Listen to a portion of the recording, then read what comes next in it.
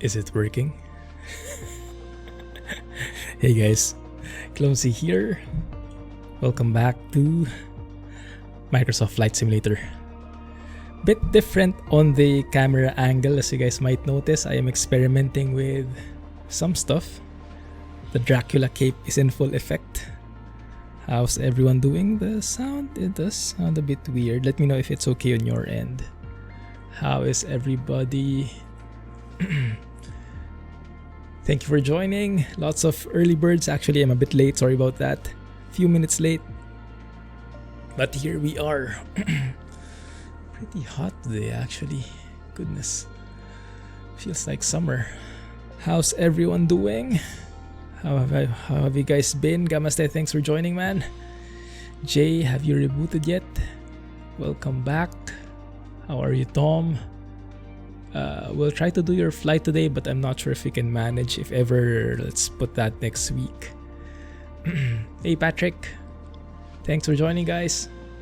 Alex, glad you made it. How are you? Sounds good. Okay, thanks. Great. Yeah, maybe I'm just not familiar with my own voice. Hey, Recovery. Hey, Rayburn. Thanks, guys. Glad you're able to join. CTDs, yeah, that's something that we are very familiar with, huh? In the flight sim world. Well, in Microsoft Flight Sim world, at least.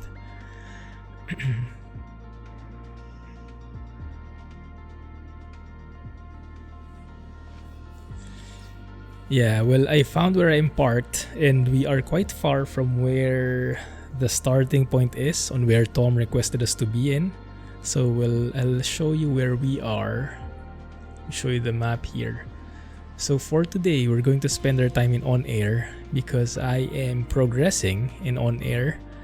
If you guys have been tuning into the series, then you'll be familiar with the status. I started recently a new OnAir career in Thunderworld. That's the most hardcore world in OnAir, where you cannot have any employees. You have to fly all the flights on your own, earn money on your own.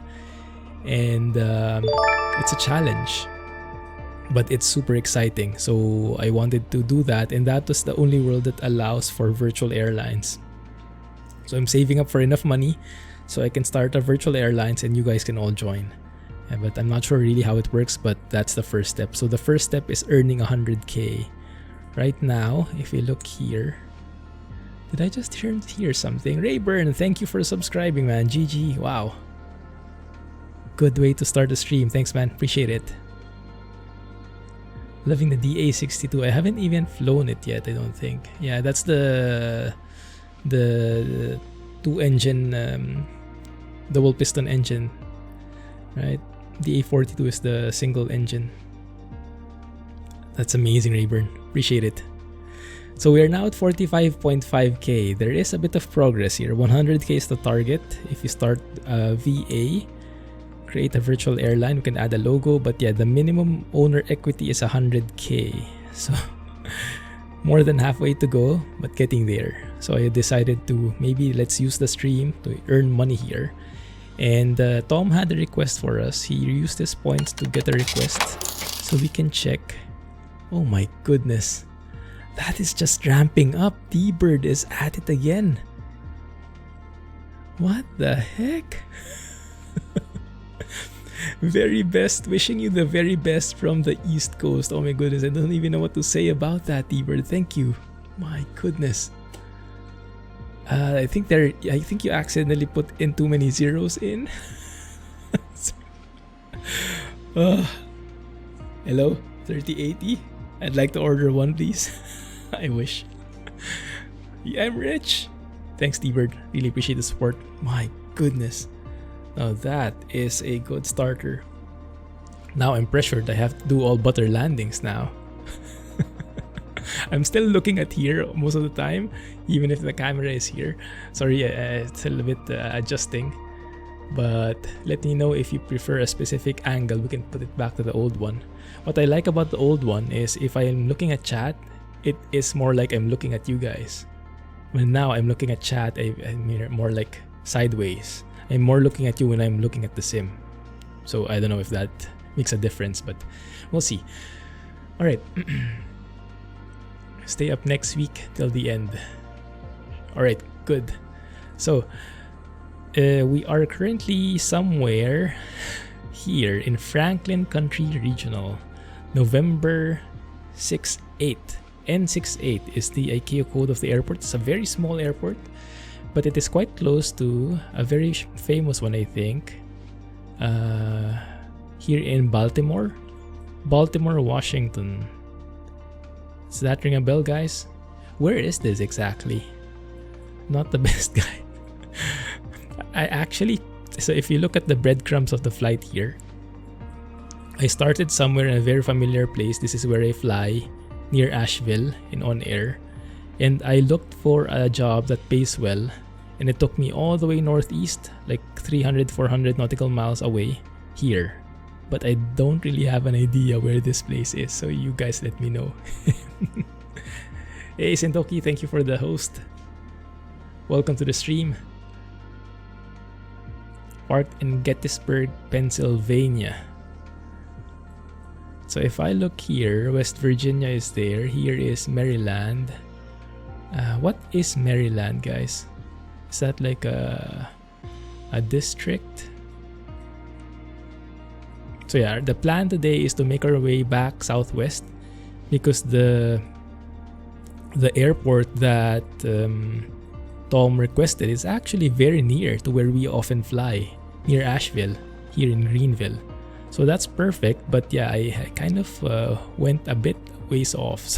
So we'll see how we can make our way back. So much buffering and lag. Ooh, that's crappy. Yeah, it doesn't seem like we have any transcoding either. Thank you, Twitch. No worries, Jay. If you can hear this at least. Baltimore-Washington is the airport your mom flew out of to Cancun. That's her airport for a city. Oh, nice. It's your state. Maryland is a state.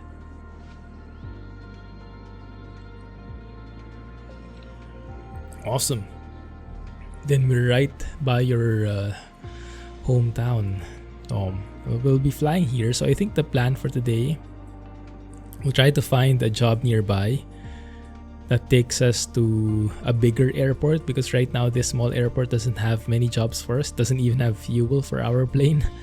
So maybe drop by, explore Baltimore, and go into this airport in Washington. Baltimore-Washington?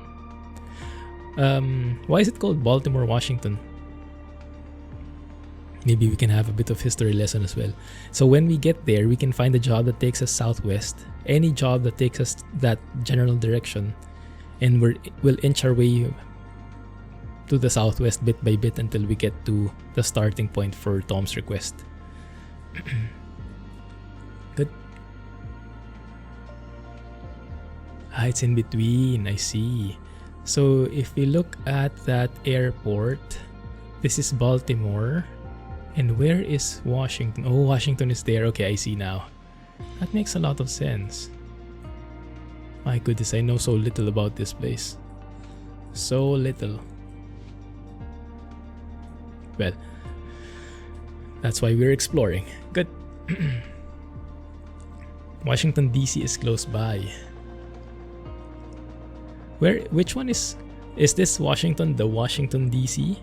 Not the... Yeah, Washington State is all the way to the west, right? Okay, good. So Washington DC is part of which state? I know I'm asking very elementary questions here, guys, but non-US person. The Worst Gamer, thanks for joining. Hey Da, how are you?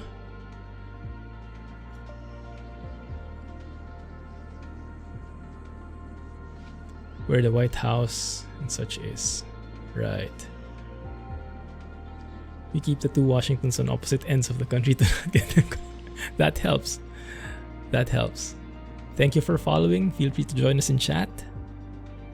It's a government area, not part of any state. Oh, interesting. Didn't know there was such a thing. Thanks, Worst Gamer. That's great to hear. Are you more of a flight sim, truck sim fan, or both? Doing good. Very hot team here today, but we'll see. I had a bit of how do you say, partial remodeling of my desk. Ideally, I wanted to. So the monitor arm arrived. It was supposedly going to be able to handle 3 monitors, so I could have an even nicer area and more free space on the table. So we set that up last weekend, but the monitor arm is a bit malfunctioning. One of the joints doesn't move, so it's like so the only monitor that's hanged on the arm is the middle one, if you can imagine, and the ones on the side are still using the old the standard mounts. So it's a bit partially finished, and I have a ticket race to the guys I bought the arm from to hopefully get that sorted out. But yeah, it's so that's why I moved the camera as well, because I remodeled a bit everything. So we'll see how it works. But things are taking shape, guys, and I'll keep you posted along with the progress. I was taking some pictures. I was planning to share them with you, but this way it didn't finish. So maybe I share them when there is an ending to the story. Truck, but kind of both. Great to hear. That's perfect. How much fuel do we have here? Okay, I think we are good. No FBOs available at this airport. Yes, fine. Let's just fly. We do have enough fuel to last us around an area. So in this first part of the flight, we'll fly to that airport, Baltimore-Washington, and when we get there, so we can do sightseeing around. If you find some landmarks, or if you want to go to specific areas in the vicinity, let me know. So we'll just fly and enjoy and chill, and then we'll land in Baltimore-Washington airport. And from there, I saw that there was a controller online in VATSIM, so we can actually, for the next leg, we can maybe try VATSIM if you're interested. The VATSIM is super engaging, although I get very nervous getting in there, but I think it's worth it. But the downside is there is a bit of less interaction with us. So that's if you guys are okay with that, because I'll have to focus on the flight. So a little bit less interaction, but more immersion overall. And if you guys are okay with that, we can try later. So November 6-8 is the airport. It's going to be 8:20 a.m. when we simulate it in OnAir. We are November 6389er Delta. Can you see the tail number? Oh, you can't see it. My face is hiding it. Because this is the tail number of our rented aircraft. So you can see here, 6389er Delta. And OnAir is able to synchronize the tail number now in OnAir itself and in the sim as well. So I cannot just use the 1 Charlie Lima call sign anymore until I buy my own plane, which is quite interesting, quite nice, very immersive experience. So when you're renting planes, you cannot be choosing a tail number. It's quite realistic. So that's a good motivation for buying your own plane in OnAir, so you can get to customize the tail number. Alright, that looks good. Runway 15 left looks like it's the perfect runway for the winds, at least. 15 left is this one. It is shorter though, but shouldn't be a problem. 5,000 feet should be more than enough for us. Okay, fly over your house. Sure, if you point us to it, we can go there. That can be the first part of the stream. Capital used to be Pennsylvania, then it moved to Annapolis, Maryland, then it moved to DC. Right.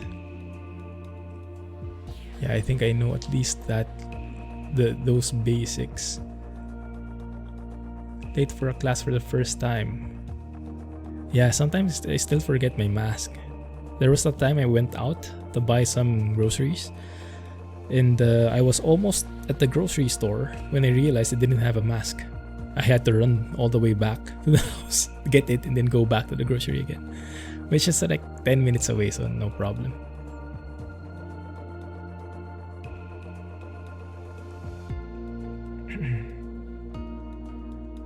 It's going to be morning this time because I have my OnAir offset 12 hours. So even though in real life, currently here in this area, it's 8:26 a.m. because I have a 12-hour offset in OnAir.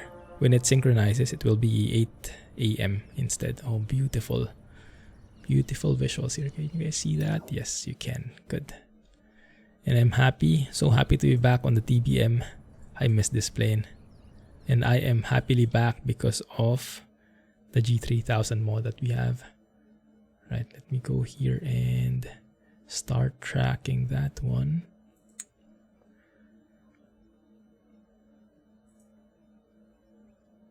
The middle one is what you use.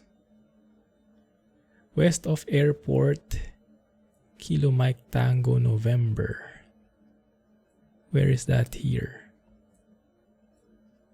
See anything?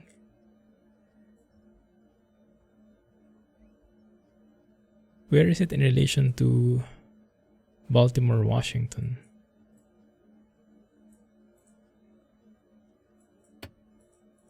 TOS system test. Okay. That was quick. Didn't happen before. East of Baltimore, next to the bay. Oh, I see it. Alright, Martin State Airport. West of the airport by 5 miles. So if I take a ruler here, 5 miles would be around that point. Rosedale, does that ring a bell? So I see it quite near to the west of that airport. Okay, we can fly in that area. Okay, we can explore Baltimore. I think that would be a nice starting point, a bit more sightseeing. Instead of focusing on the full avionics, full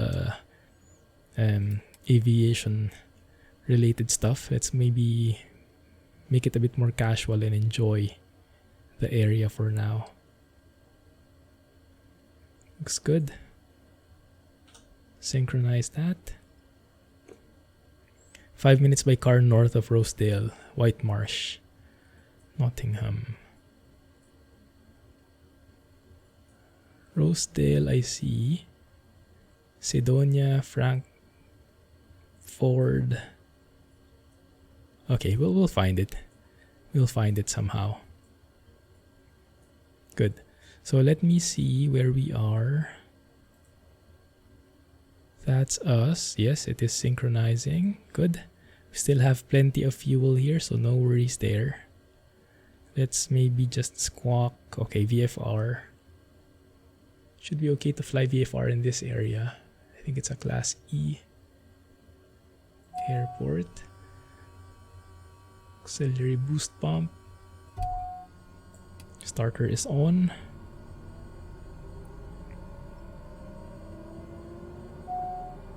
Can't wear disposable masks. It snags on the beard. Your flight will be monitored until you land and shut down the engines.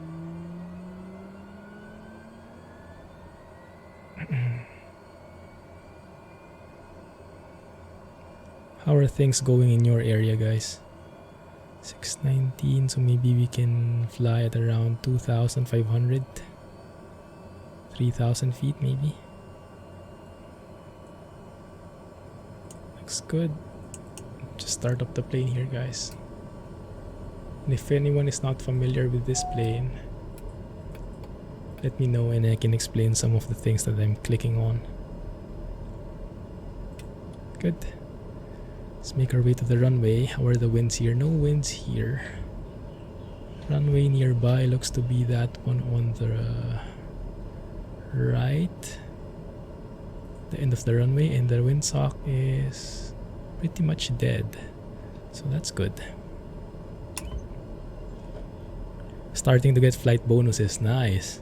With the safety bonuses and stuff like that. Yeah, that's great. Alright, make our way through. We are moving. Congrats. Yeah, the flight bonuses really give you a lot, especially if you do those long flights. So they add like what, 20% to the XP, something like that. So they really stack up. Let's go to FMS mode here.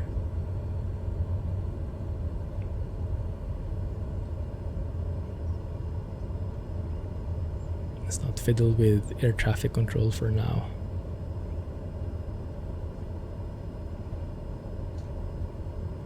There we go.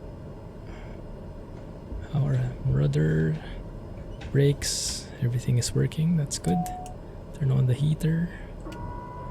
Flaps for takeoff. Trims should be okay like so. Landing lights, and we should be good to go. Won't turn on the flight director for now because we're not going to do autopilot. Instead, we'll fly around the area and enjoy the vicinity. Rossville and Perry Hall. I don't see it at the moment, but once we get airborne, I'll try and look for it. You can find stuff by eyes. Also, there are some clouds up ahead. I'm not sure what the cloud cover is like.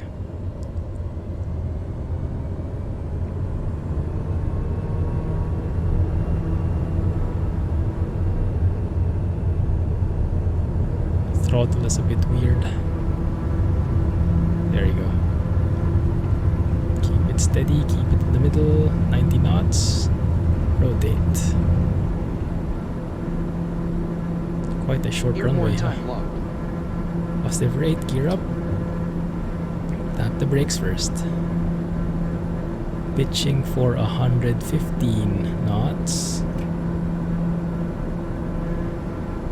I'll keep the inertial separator in there as we are flying fairly low. There is a risk for birds in the vicinity. Maybe. Man. Beautiful time to fly. Early morning just after sunrise. And look at the clouds, right? The clouds still amaze me. Like you can actually see the gaps in the clouds, where you can squeeze yourself inside in between them if you want to avoid weather. Let's turn on your damper at the very least.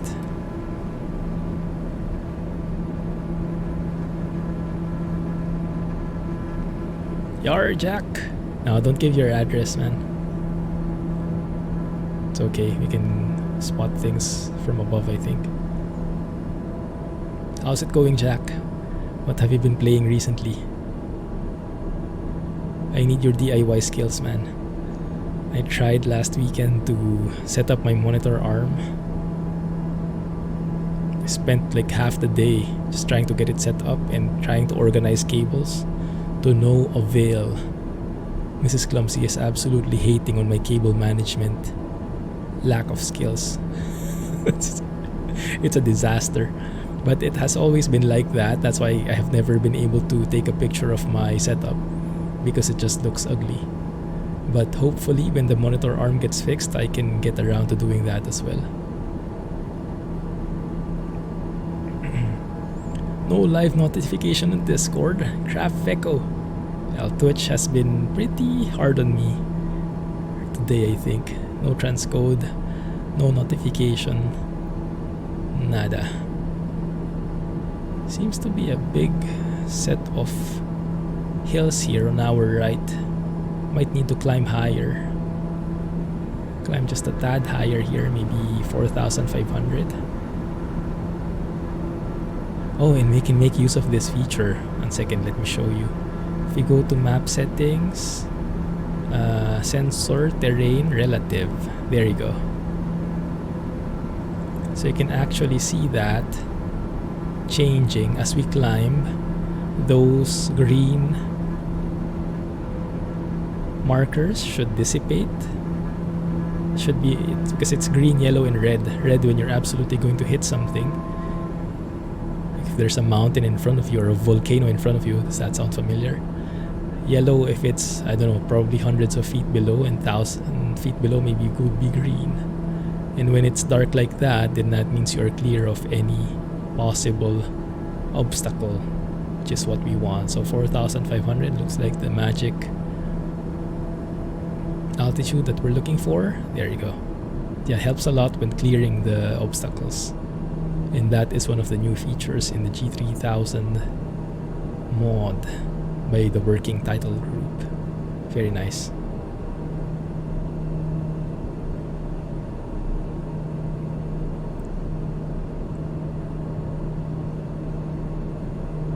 Fly over the battlefield. Battlefield like what, during the Civil War or something? Oh, indeed, Civil War. Deep line fishing for tuna at the moment. Totally got lost in time. Wow. I've never tried a fishing simulator. I have no idea how it goes.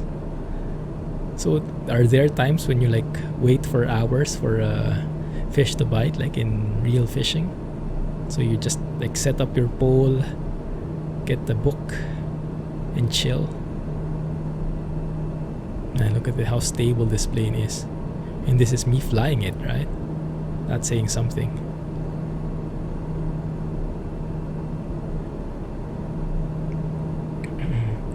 How much fuel are we burning? 39 gallons per hour. Is it? Is it gallons per hour? That seems pretty strong, but maybe that's okay. Alright, so where are we headed? We are southbound now. On our way to, maybe let's face this way, to Baltimore.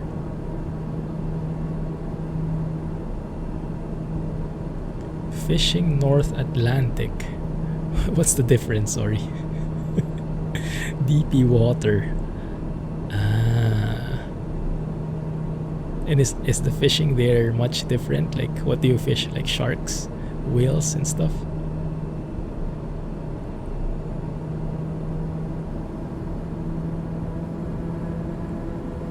Have you guys tried Among Us yet? I still haven't installed it.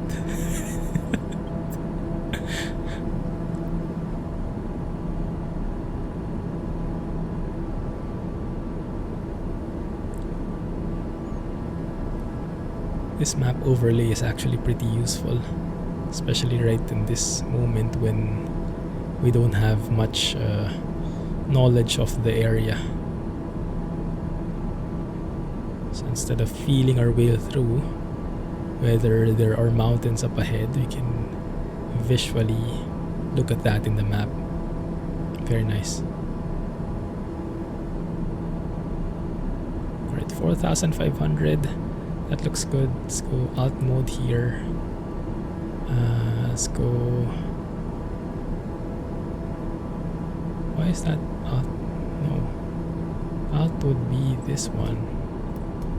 There you go, 4,500. And heading mode. Nice. Autopilot. There you go. So we can chill and look around. And don't have to hand fly the entire way through. And now I guess I can turn off inertial separator. I mean, we are a bit higher up. It's quite bumpy here. How are the winds like? Pretty strong winds actually, 19 knots for pretty low area.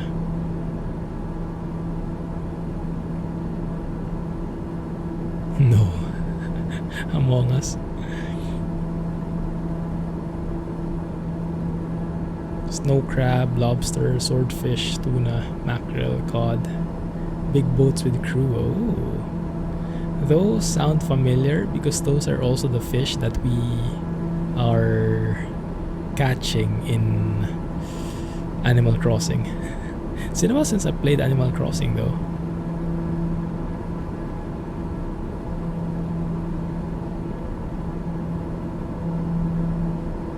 So you kind of upgrade your boats and your crew along with everything. More possibilities of progress. Let's go nav mode here and head straight to the airport. I'll go external view, guys, for a bit, okay? Maybe to get a bit noisy. Beautiful.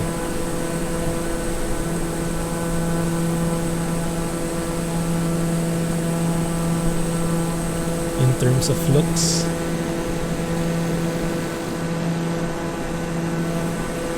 nothing else really comes close. The sim is beautiful.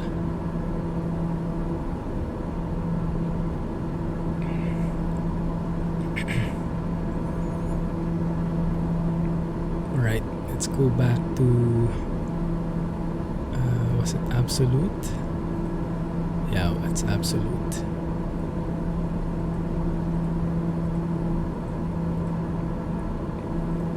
Looks good.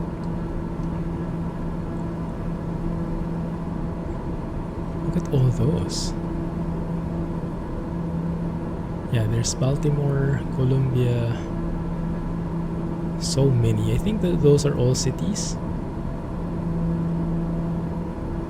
So looks like we will be entering a very populated area soon. I also see something in the distance right there, straight ahead. That looks to be probably that airport, which is... could it be this one? How do you read that? Washington Dulles?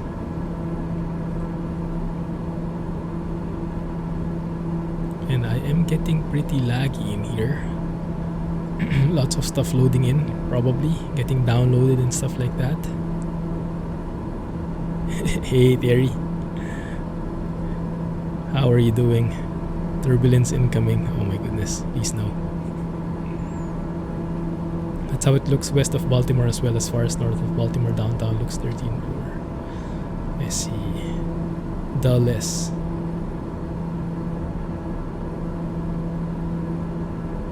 Kilo India Alpha Delta. Maybe I pronounce it Kia to be safe. If you fly towards the south of that place. I see. Alright, we'll overfly the airport and then we will explore the area around it. Welcome back, yeah indeed. How have you been, Terry? Yar blah. Any new creations from you? What is your most recent project?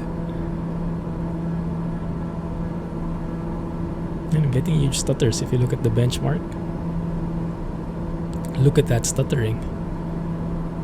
Usually I get around 36 FPS.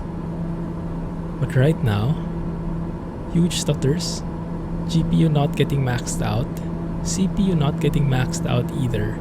So it looks like something is happening in the background. Probably downloading. Something along those lines.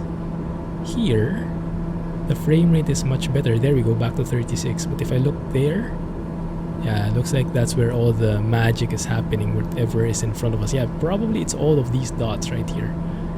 1 second, let me try something. If I reduce the map detail, does that help? Oh, that helps tons. Look at that. So if I declutter the map, we go to 36 FPS, even 38. If I put all of those things in, we go down to 29. Yikes, that's 10 FPS because of that. Okay, I think what I can do... So that's one watch out, guys, for those who are using the G3000 mod. You can actually turn off the cities this way. There you go. So you can keep all the details in there, but maybe turn off the cities, and maybe the roads.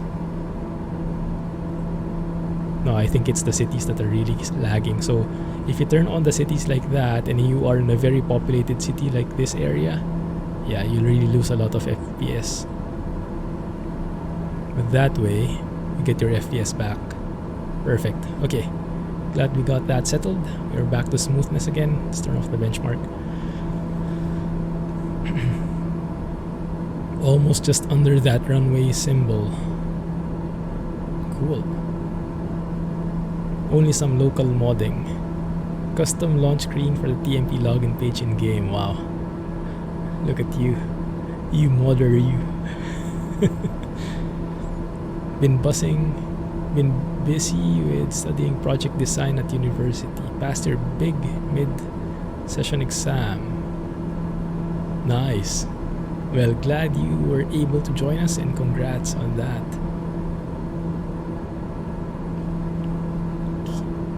Harrisburg, Pennsylvania. Where did you see that? Oh, there, the one we passed, I see. There looks to be some low clouds up ahead.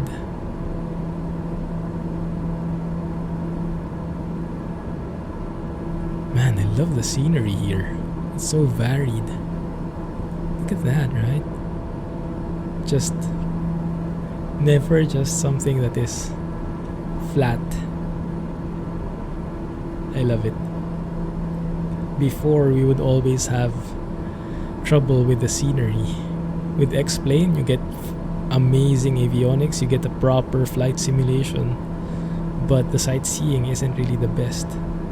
Except if you have orthos, so you have to really work for that scenery. Here, just go anywhere and it's going to be a visual treat. Although you have to be very careful with the avionics. But then again, it's a very new platform, so yeah, still a bit unstable, to be fair. Gonna be foggy in Baltimore tonight, the weather report says. I see. It's that you can have the mod role in Discord. Nice try.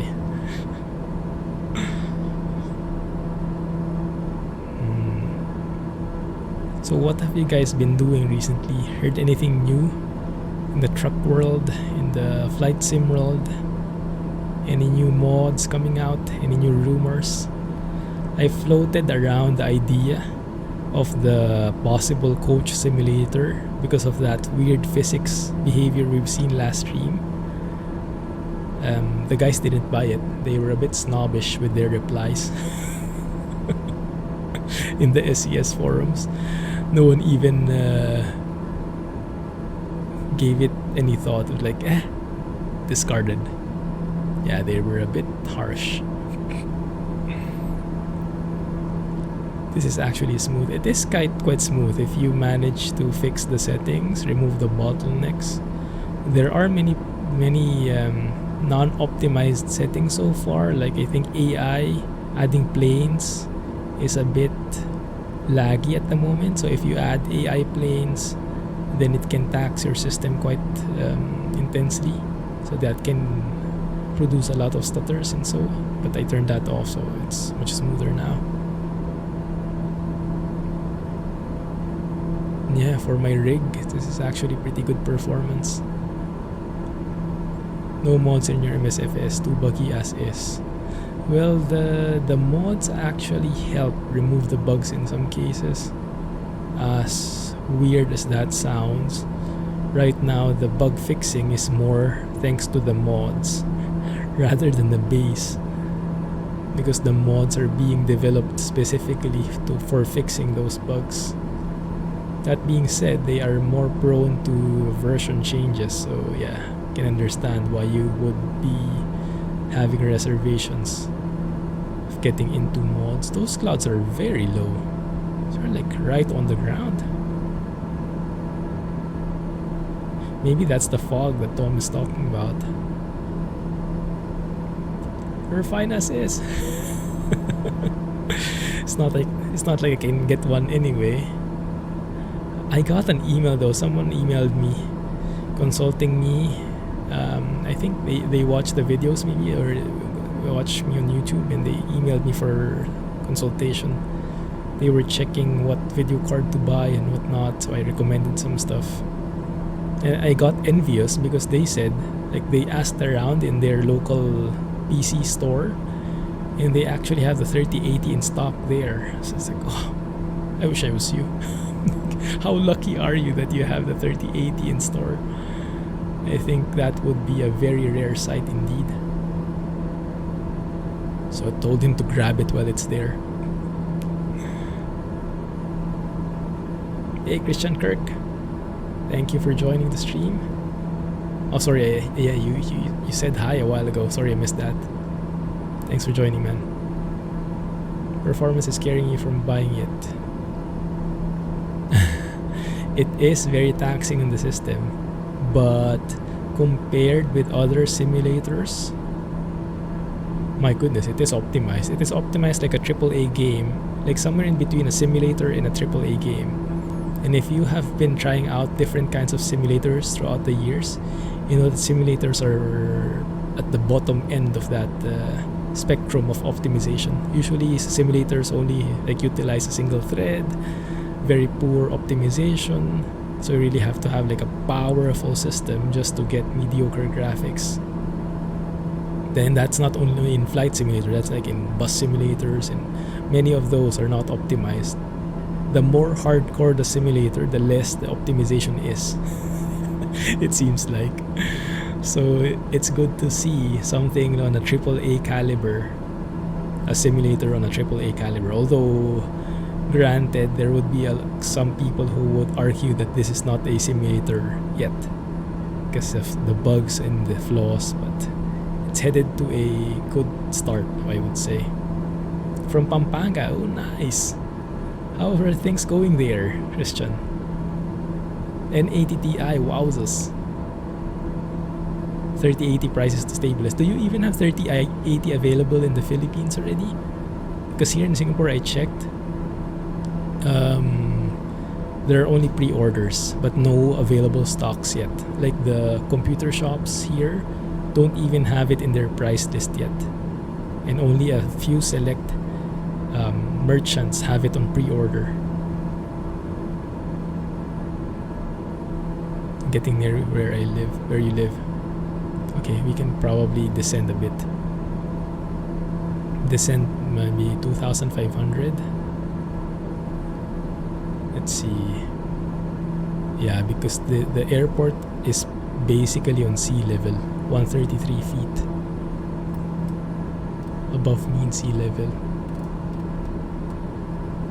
The Boeing Banana is working hard now. Nice. I am starting to get a few stutters here and there though. That might be the actual city loading in.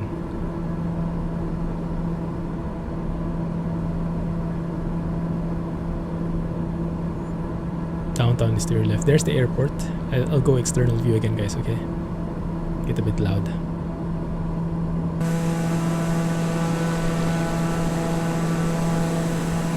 Man, that is beautiful. 120k pesos, oh my goodness.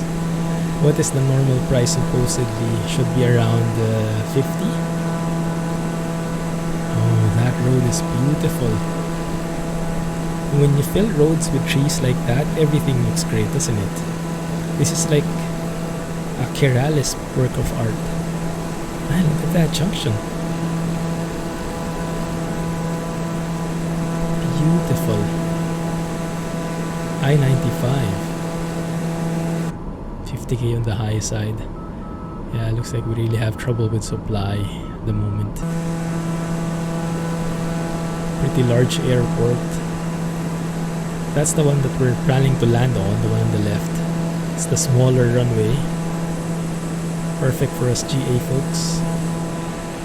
Maybe less activity as well. But we'll do that later. Let's enjoy the area first. So we'll go to heading mode here. And let's enjoy the area. So turn to the left. For now, we are making our way around Baltimore, just exploring the area, but later on we'll try and head southwest and see if we can make our way back to Asheville in North Carolina, I think. Our big local airport, the one that we just passed, pretty large. Should land on the highway bridge. Not with OnAir, I won't risk it. My career is at stake.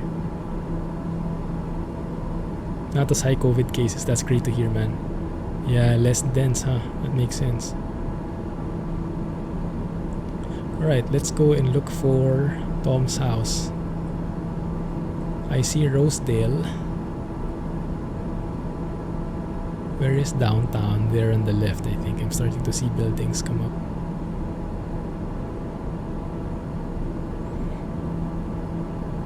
Pretty indeed.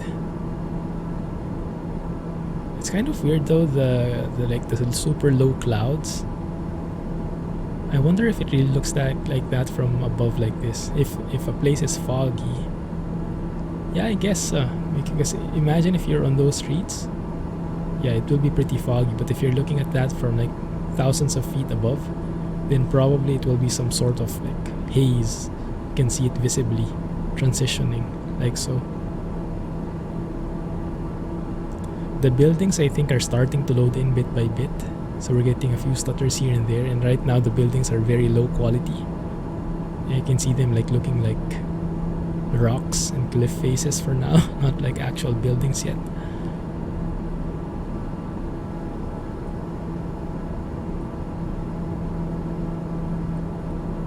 What is this?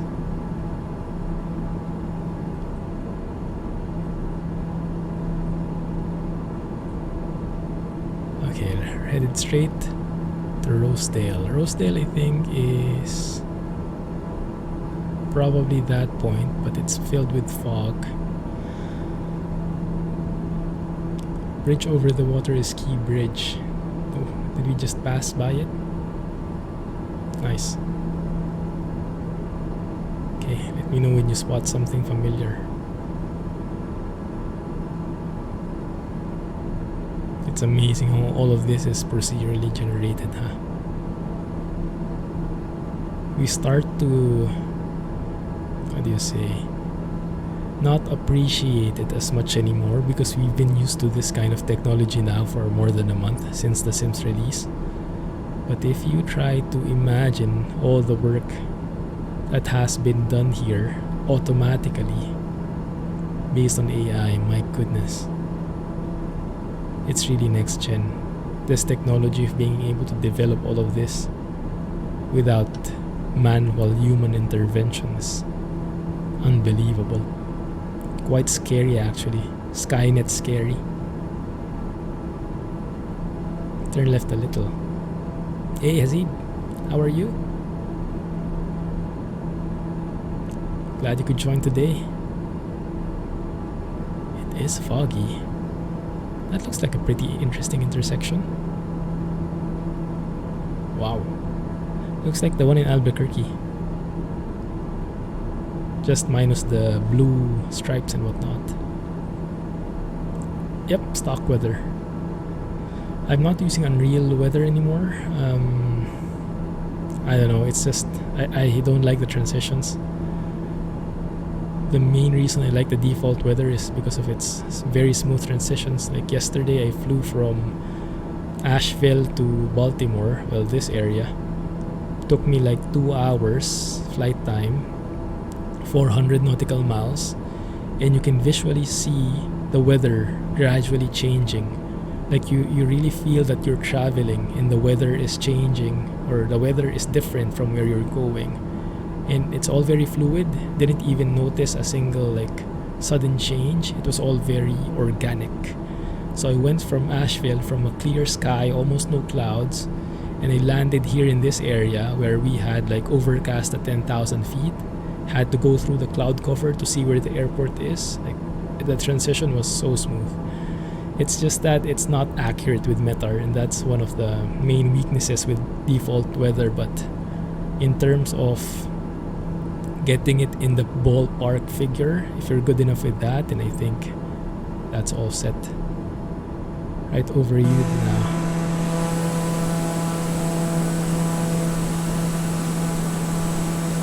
Did we pass by your house? Did you see your house? Let's make a U-turn and look for this area. Behind you. We'll wave. We'll look for you waving. Go out your house and wave. Ah, that's cool.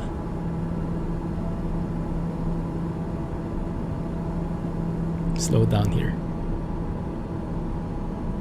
Next to the interstate. And that looks good.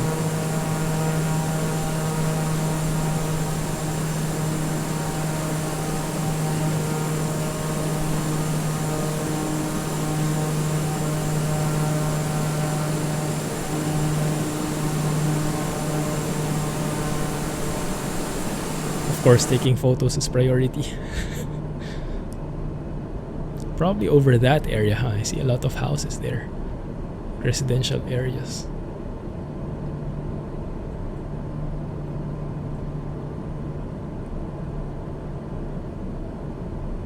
That looks also more like the west of the airport you mentioned. Look for the big mall. Well, I'll have to look outside in that case. How about that one? That looks big enough. Oh my goodness, the detail here. There. There's even like a baseball field there, looks like. Very nice. Screenshot. Good call.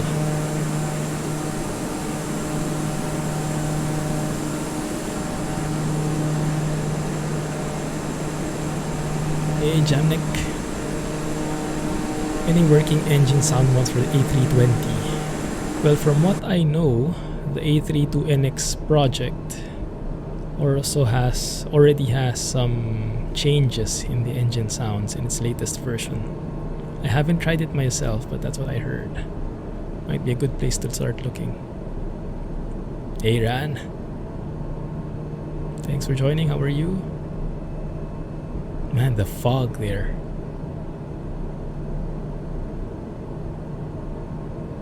There you go.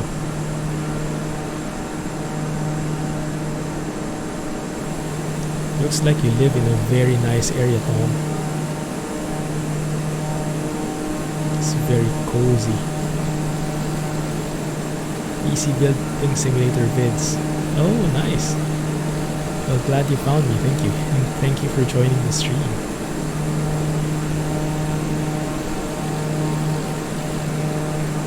Yep, it's live weather. Alright.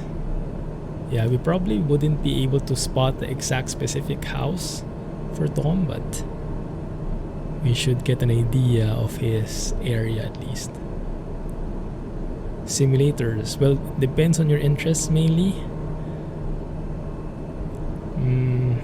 But what kind are you looking for? Are you looking to relax? Looking for some geekery? Getting into the nitty-gritty details?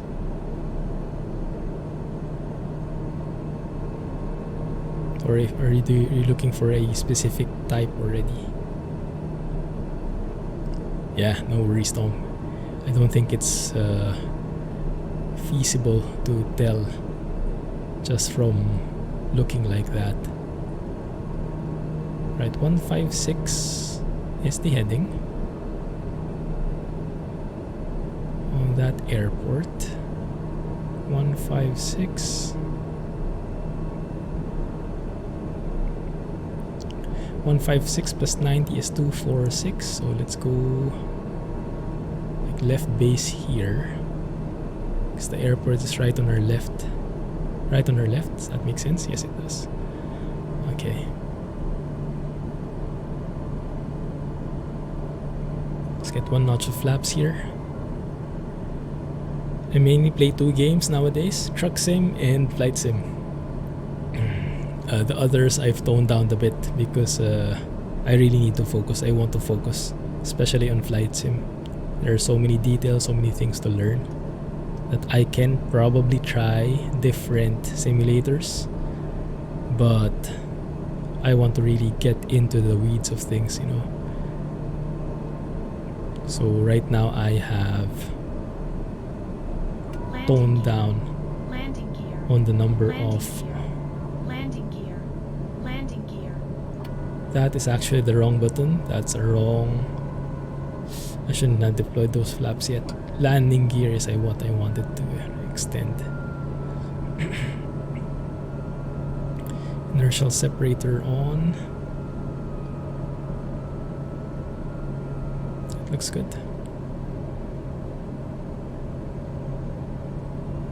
Now I am having a hard time finding the airport because of all this fog.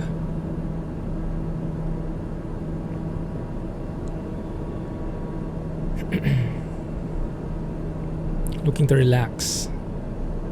I see.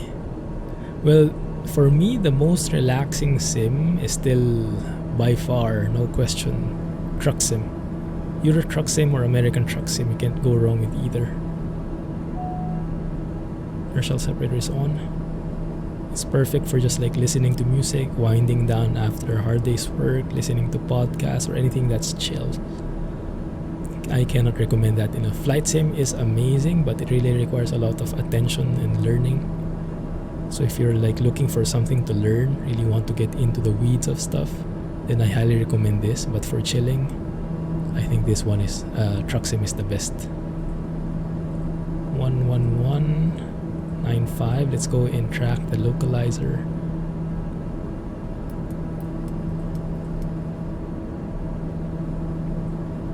Did I not tune into it? I did not transfer. There you go. There it is.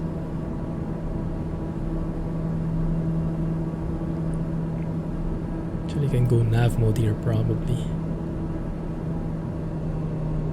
Approach mode. Let's try and catch the glide slope.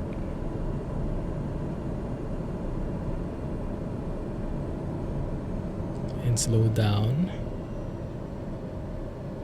so I can deploy my full flaps. Few modes that sounds great, but they make the plane invisible. Yeah, I'm not sure if many quality modes exist right now. I would highly recommend the A32NX mod. Because right now, if you have multiple mods, they would probably conflict with each other. Now I'm getting a bit laggy here. And I'm not sure if it's because of G3000.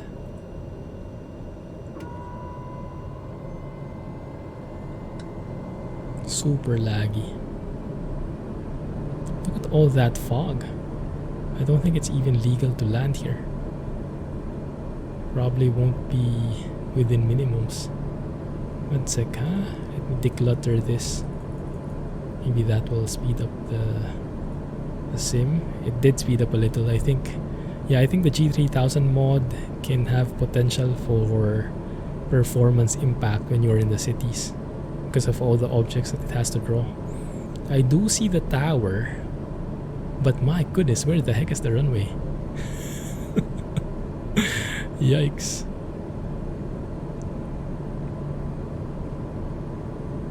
I have no idea where that guy is. But let's just continue. Minimums is probably like 400 feet. Let's set that manually just so we can hear the audio call out. Normally you would look at the chart, but I'm feeling lazy. Hunter Call of the Wild. Oh yes, Alex is pretty fond of that. Alex and Jack. It's very nice. That can also be pretty chill depending on your taste.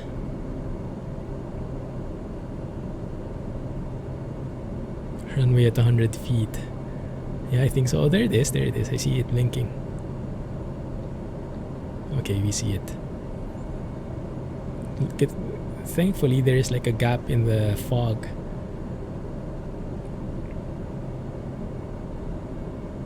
Eh? Might pull the trigger. Nice pun.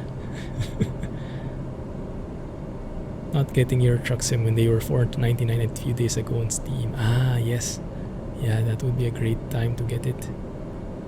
But there might be some sales coming up. Any occasion coming. Halloween. Doesn't Steam like have Halloween sales?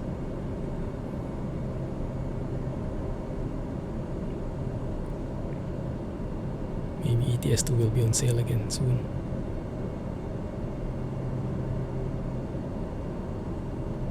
Hey puppy. Sorry if I didn't see your message initially. 500. Thanks for joining. Doing good, doing good. 500. There are a few things I'm looking forward to, but nothing has really taken shape yet. So we'll have to wait and see how that progresses. I will let you guys know as soon as I have news. My goodness, now we're in the thick of the fog. Giphy, gear is extended, inertial separator is on, flaps are full, and the yaw damper is still on, but we'll disable that shortly. Reaching minimums, and we are seeing the airport, so we will land. Turn off the the yaw damper. Minimums. Good. I am slightly fast here, should be 85 knots, so let's start leading off the speed. We have a bit of crosswind coming from the left. Now I'm a bit rusty with my landings with the TBM and don't know why. Probably it's all the practicing I'm doing with the Bonanza. They kind of behave differently. But yeah, learning to land with the Bonanza made me unlearn how to land with the TBM. There you go. Don't dive, don't dive. Just let it bleed along. And like so. Landing time Quite log. long landing, but Landed I'll at take Kilo it. Bravo Whiskey India, Baltimore-Washington Intl. Man, that's foggy.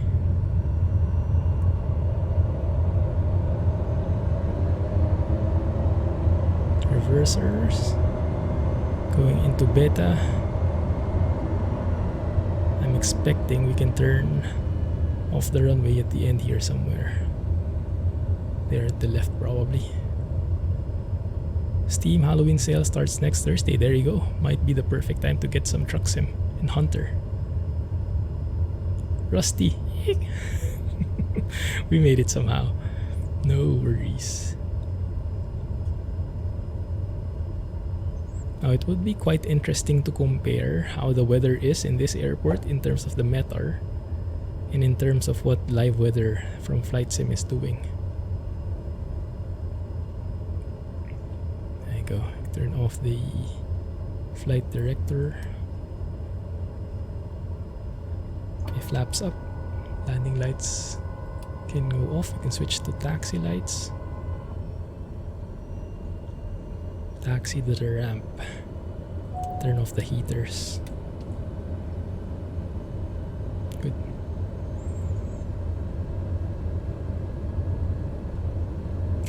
What steam? You know what? That's a very interesting thing. Actually, that might be a culprit as well, because I have Steam running in the background. But Flight Sim, my Flight Sim is from the Microsoft Store. So I'm thinking it's possible when there is a game update for Steam, on any of my libraries in Steam, it can update automatically because I'm not in any game, technically speaking, from a Steam point of view. Normally it won't update if you're playing, right? But I'm playing not on Steam, I'm playing on Microsoft Store. So it wouldn't really detect that. And so if there is a game that needs updating, it might just update that automatically. And that might cause some stutters in game for me here. So that could be one of the causes for stutters actually.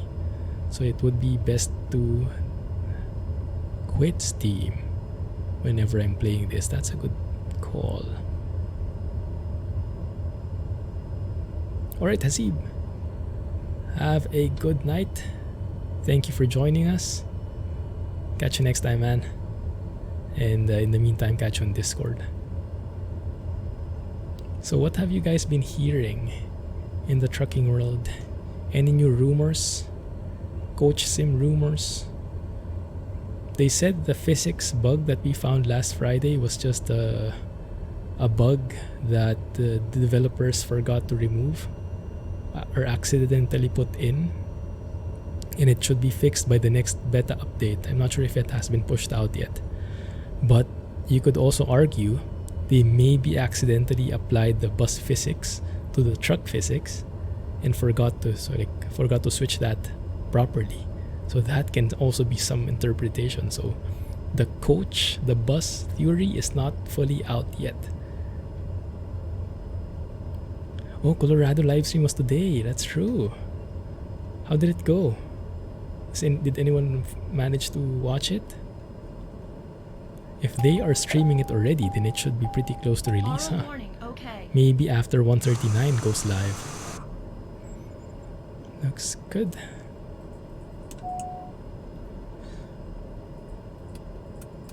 Let's shut down the plane properly. Click on the buttons correctly.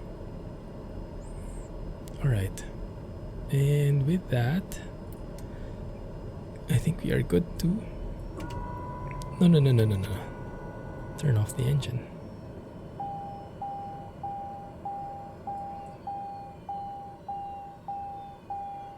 Lead map developer was featured. Oh yeah, I saw it in my notification. Unfortunately, I wasn't able to watch because I was snoring back then. Engine off time logged. End of flight. Sneaky Registered in OnAir SCS. No, I company. don't like it. Good. Landing the DA62 is a little iffy. Have you seen any threads talking about it? If it's realistic or if it's like arcadish? Hey Deso. Glad to hear that. Yes, I'm loving it too. G3000 specifically. Alright, we landed here. Now how do we get out? Where do we go? That's a good question. So if we look for a job here, just your skill level, you'll get used to it, man. Ooh, 4280.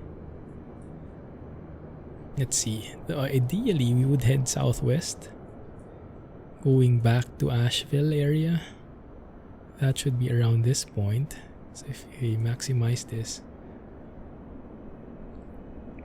I do want to remove the small airports, yes.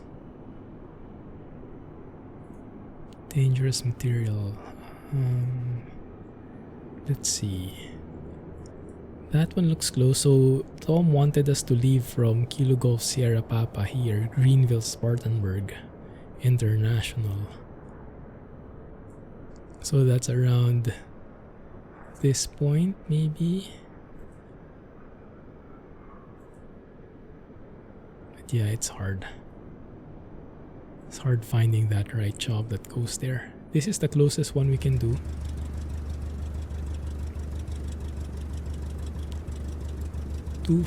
A.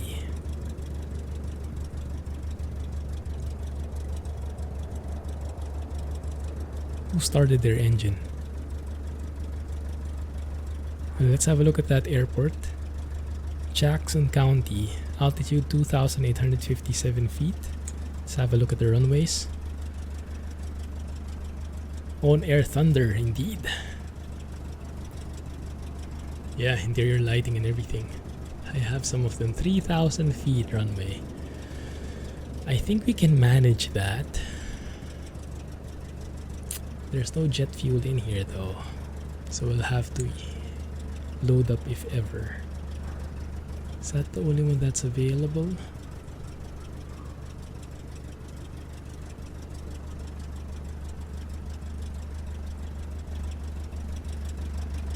Is this ASMR silent trucking? I can actually hear the engine going from your left to right ear if you're wearing headphones. That is quite far, I think.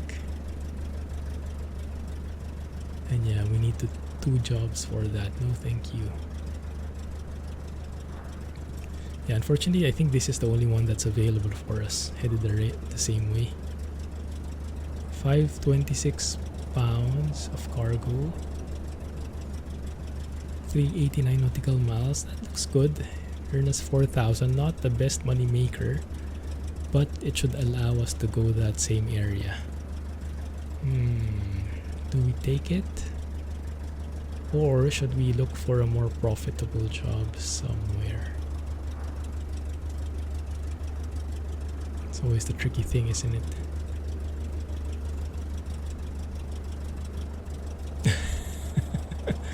Yeah, the engine is just moving right and left. That's my mic quality. Nah, let's take it. I do want to fly back to my home base. So let's take that back. Where is it?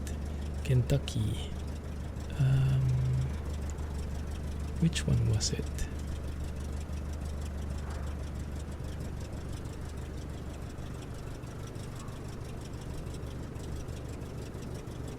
That's a bit different.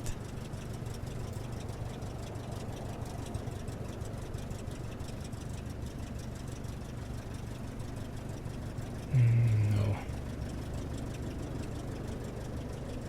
That one. Short field landing. I don't like the sound of that, but I'll try it. Okay, let's take it. VATSIM will try to get on. I saw a controller online a while ago here in this airport. There was no center frequency, but maybe that should be enough.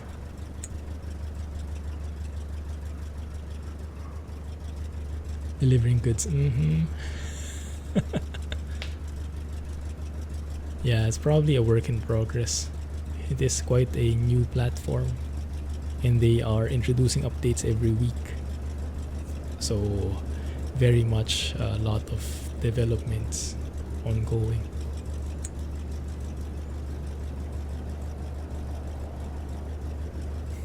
Someone outside Alex's house. I get the context now. Your mic is the most powerful. Alright, so we have pretty cheap fuel here actually.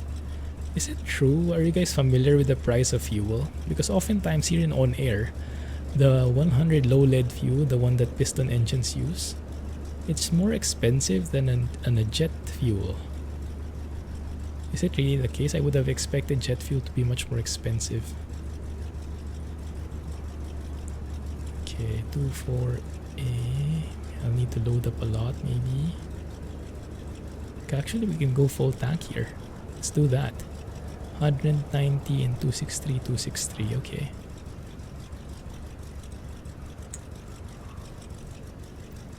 So 190 on the pilot. And then 263 on the rear and forward baggage. There you go. And then the fuel will be automatically synced later when we start the OnAir. No worries. Alright, so let's start a new flight plan in Little Navmap. You're watching me land though. I pity you.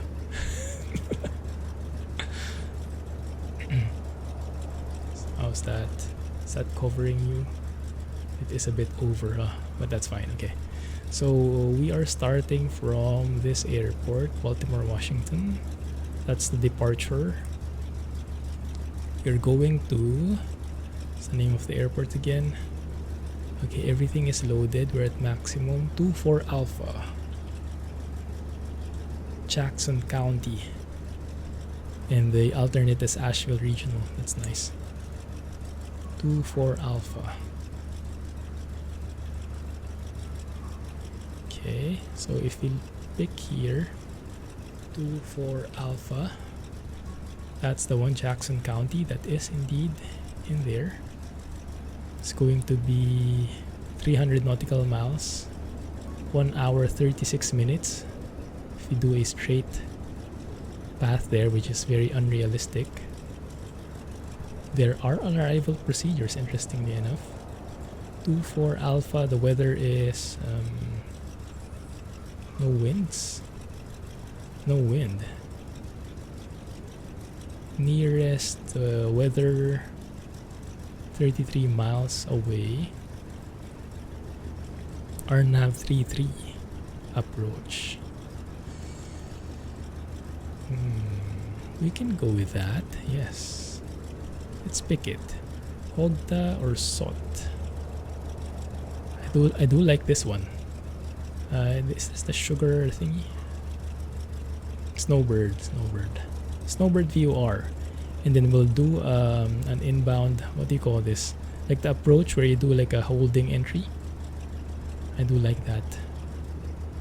That seems more realistic. Alright, so let's insert that in our flight plan. So we have a straight line, direct path from origin to destination airport, and then an arrival, or an approach rather.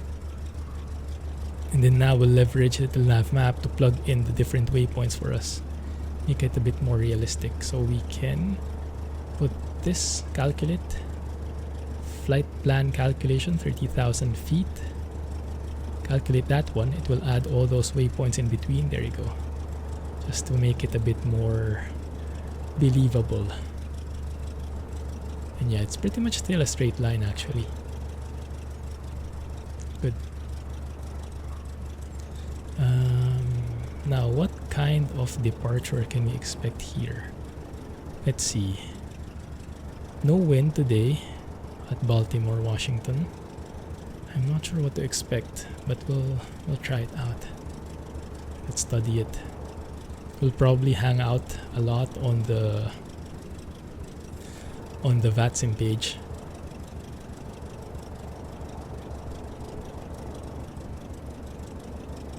Yeah, I'm not so much a fan of staying in external views. It doesn't feel so immersive for me, so I use it very sparingly. But no worries. Happy to have explored your area, Tom.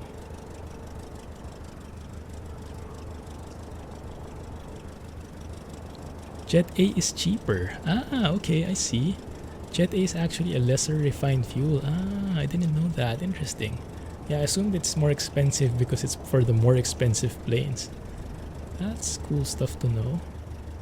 I wouldn't have expected that. So this is actually pretty accurate, huh? Nice.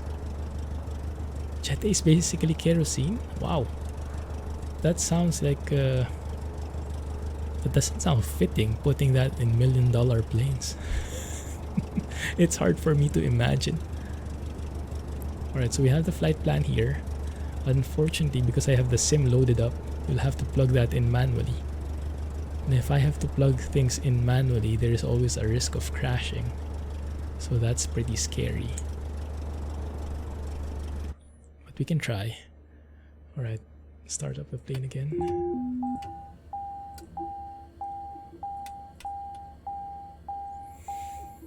Let's hope that this time it works properly. I'll have to plug things in the flight plan. Kilo, Bravo, Whiskey, India. Destination is 24 Alpha. 24 Alpha. TOS Jackson system County. Test. Okay.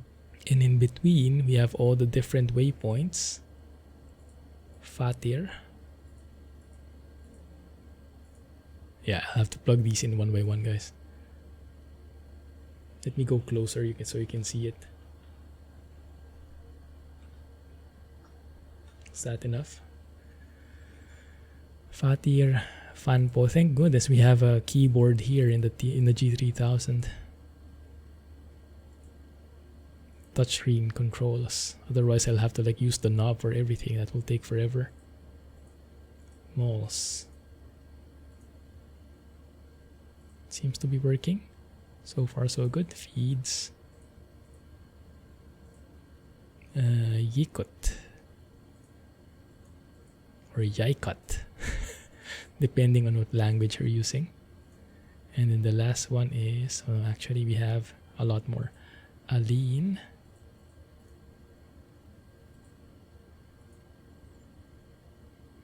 And then Ojes. Ojes. So with that, we should have a full-blown flight plan already, all the way to 24 Alpha. Perfect. And then procedure-wise, we can see... Oh, dang it, this is what I hate. Yeah, many of the small airports don't have the approach. Even if they have it in real life, in Navigraph, in the sim, that's not plugged in. So the best we can do is add waypoints for them. Like add in manual waypoints. Oh, which one is this? I think it's this one. Yeah, 366 nautical miles. Uyose.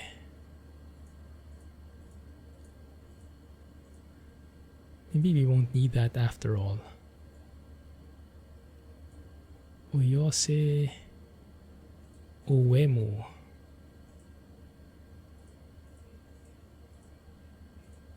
Normally you wouldn't need to plug in these waypoints in the approach, just pick the approach.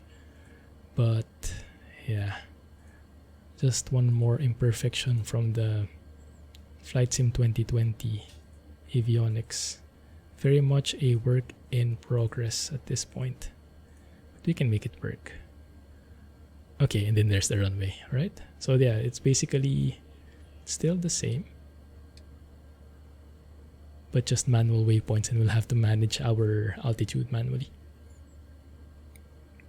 Pilots use tablets to type in the flight plan. Right.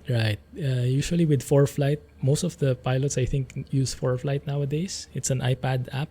It's a paid subscription. They do their flight planning there. And then some of the avionics have like synchronization with the ForeFlight app. So you can upload it to your plane. So you don't have to plug in things manually one by one. So you only do that in ForeFlight and then upload it.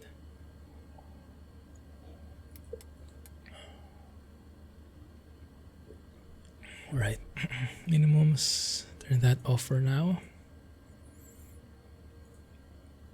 Did I not turn it off?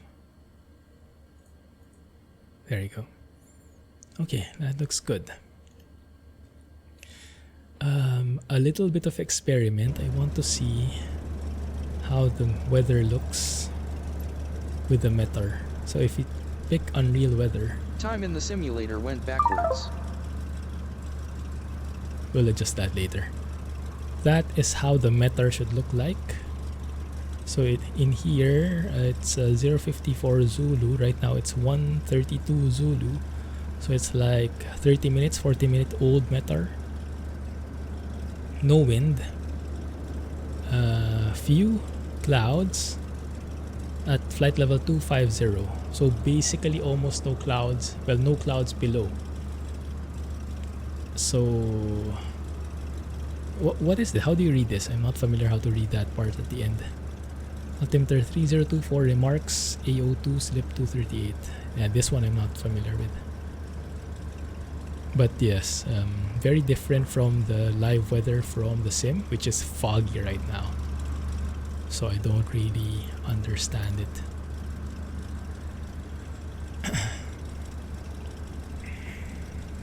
And there's the hang whenever you turn weather on or off.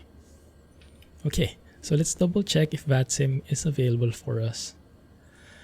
And I'll get nervous again once we get to it. I have to change the title if ever we will be going VATSIM. Oh my goodness, full blown. We have all the ATC coverage we would need, guys. Here it is. Hey, Tankman. So that is where we are currently. Baltimore-Washington, Kilo Bravo Whiskey, India. We have an ATIS, we have an approach. So we have the works here.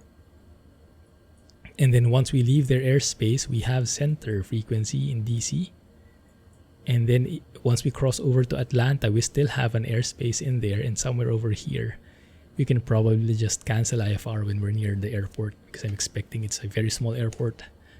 No Class Bravo, Charlie Delta. So we can fly VFR. Let me just double check. So VFR sectionals. So let's have a look at that target. Yeah, looks like it's VATSIM day though. Okay, let's see. Yeah, so those shades with like the red gradient shade is a Class Echo airspace. So you don't really need to interact with the tower or any frequency there. So yes, I think when we get near, we can, if the weather is good, and it looks like the weather is good, basing on this green circle. That means if it's VFR conditions in these airports, and if it's a hollow circle, if it's white there, that means there are no clouds at all. So it looks like it's a clear day here in this area. So we should be able to cancel IFR when we're nearby. But it will take a while before we get there, so first things first. How are you, Tankman? Thank you for joining. We are just starting our second leg, the more serious part, you could say. Let me just export this Little Navmap plan so I can load in the charts, and then we'll get on to Navigraph as well. Well, all vPilot. So in Navigraph, if I go to a new flight, load that up. That's the one that we planned in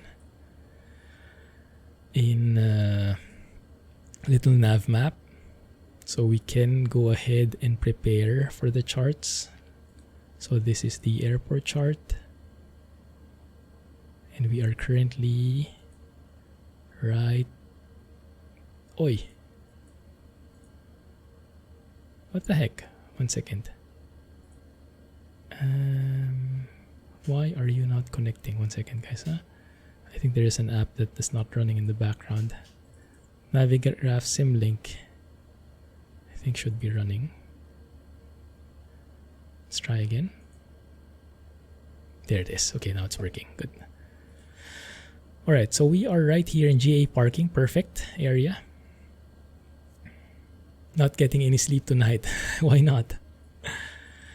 Alright, so we are right there. Now the SID, I'm not sure if we should follow something. Probably will.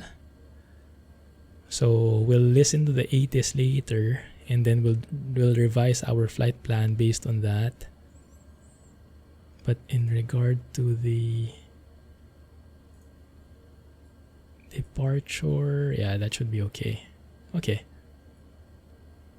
So let's do it this way. How do we do this? One by one is how we do it. I will also prepare my script, my VATSIM script. TBM 6389er Delta. Requesting IFR clearance to, what's the name of the airport? Jackson County? Jackson County, I think.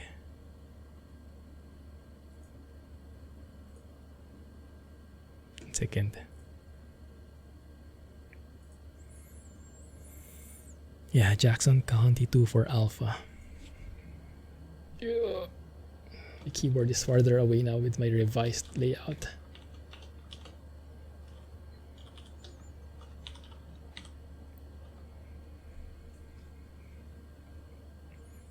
"2:37 a.m. My goodness."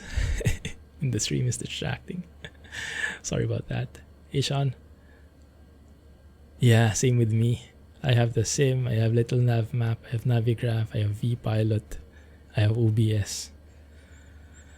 Quite, yeah, that's why multiple monitors is an essential thing with flight simming.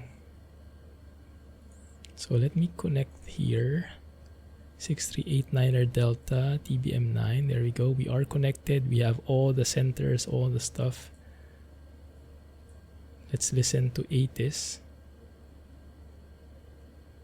So that's 119.7. Let me see if this works. The COM. Let's put that in frequency in COM 2, 119.2. If you turn on monitoring, oh, that doesn't work.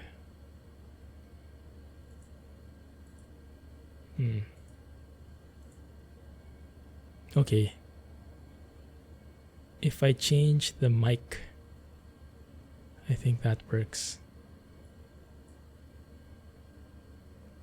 Actually plugged in the wrong frequency here. Should be 127.8.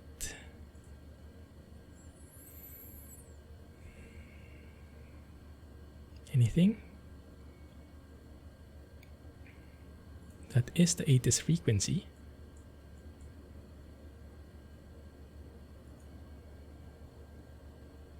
Why is there nothing?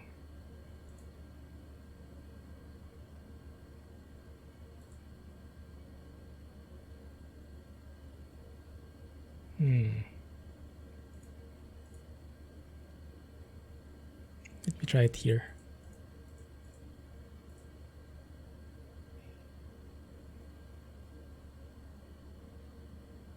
Maybe I got that wrong. Okay. Oh.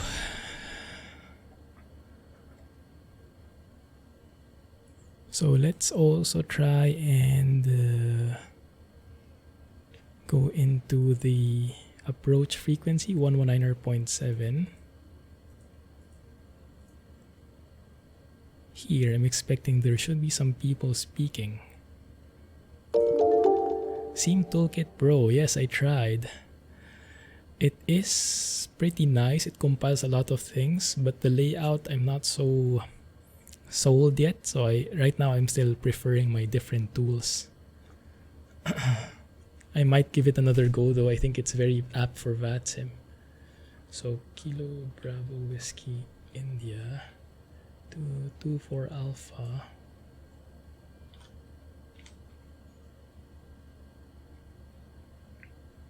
There is no one speaking, interestingly enough. Let's maybe do a radio check first. What do you call this approach?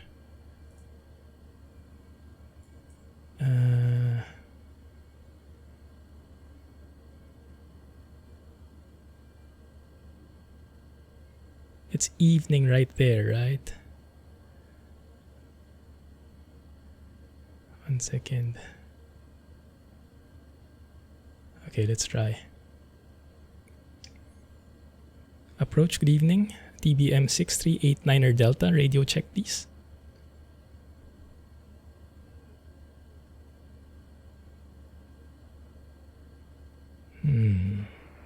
TBM November 6389 Delta, Potomac approach, I read you 5 by 5.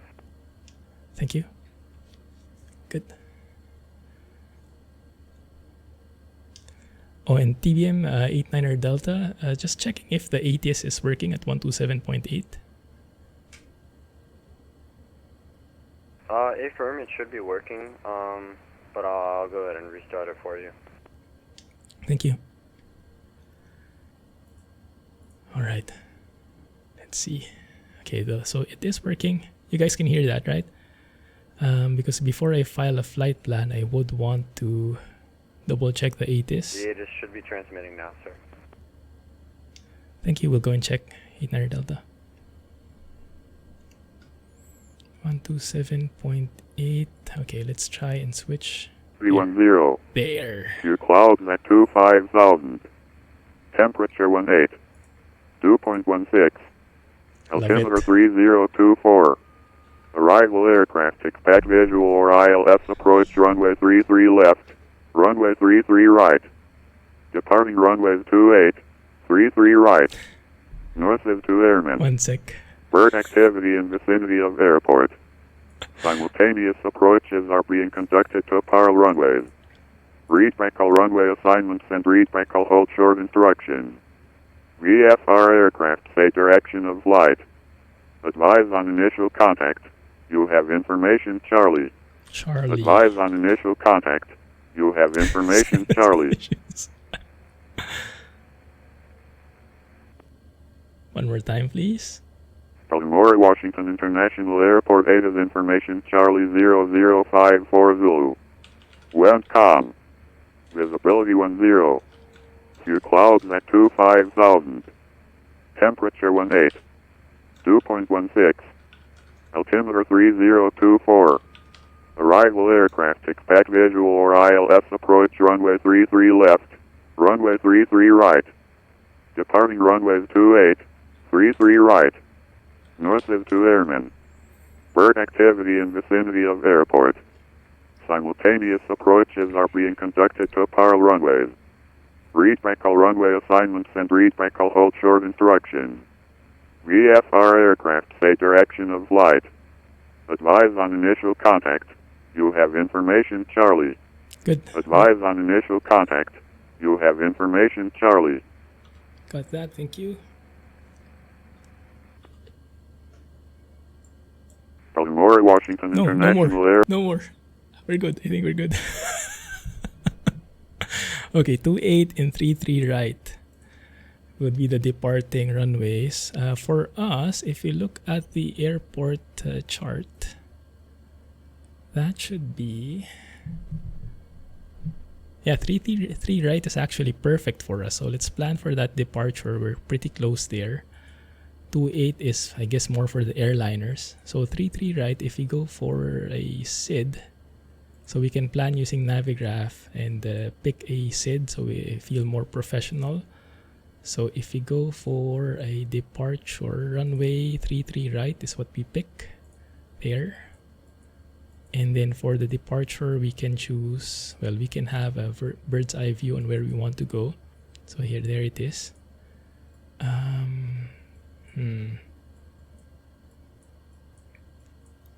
Terps 7 seems like a viable option. Terps 7 with the... What departure is that? With the Fix-It 3 transition. No, actually that's Fix-It 3. Really? Oh, there's a yellow one, I see. Ooh.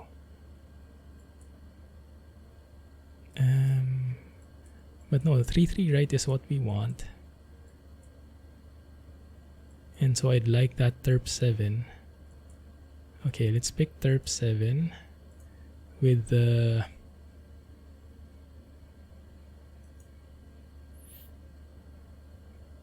I have no idea which one it is. Fatir, Fanpo, Malls. That one. Okay, good. Because that is perfect with our flight plan. We just need to remove some of the other waypoints. So if you remove Fatir, Fanpo, and Malls, then that should be exactly where we're going. Yeah. So we join the standard instrument departure, the SID, the Terp 7 departure to Malls transition, and then from there follow the flight plan, and that should be good. So if you look at the chart here, we pin that. I mean, maybe show it again. And no, that's small, so let's make that a bit larger. Here we are. 3 right is here. 335 degrees. I think we'll be given vectors. So 3 right, climb on heading 335 to 667. Then on heading 335, expect radar vectors to Wonse. Wonse is here. Okay. And then on track 283, cross Terps at or above 11,000. And from there, proceed to the different transitions. And for us, if we're going to Malls, then we just follow this the rest of the way. Yeah, looks good. That looks pretty promising.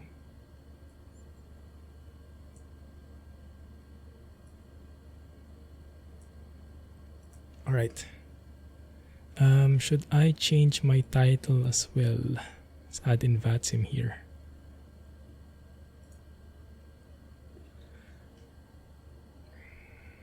VATSIM. I'll just add VATSIM in the beginning. VATIMS.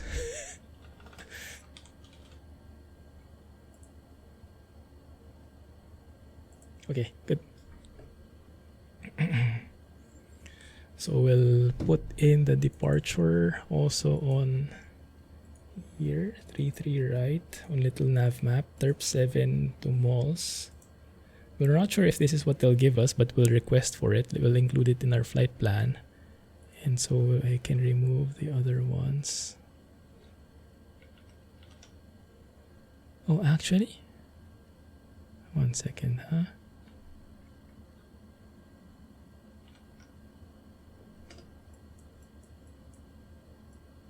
This is a Little Navmap.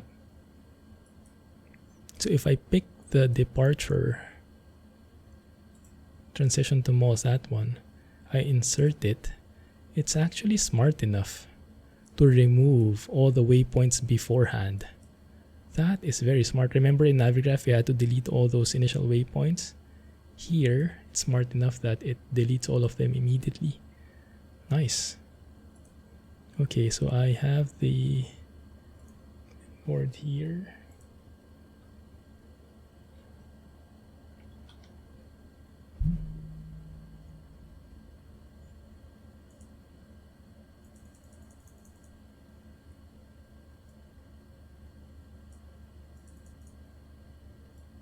Okay, looks good. So far, we'll see. Let me put that in here as well.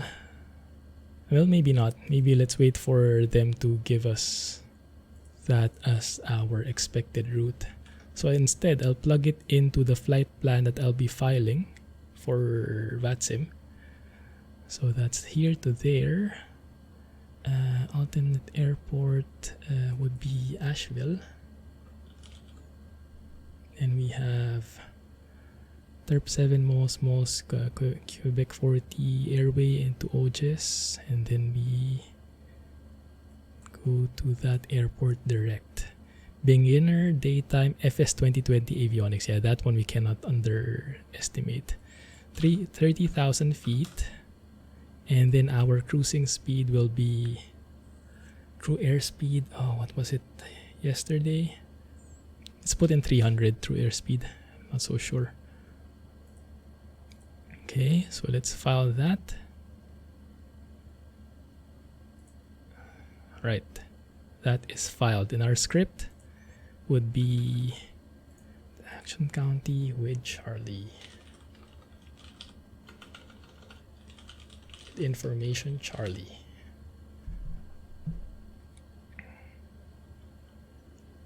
Okay, and then this would be approach.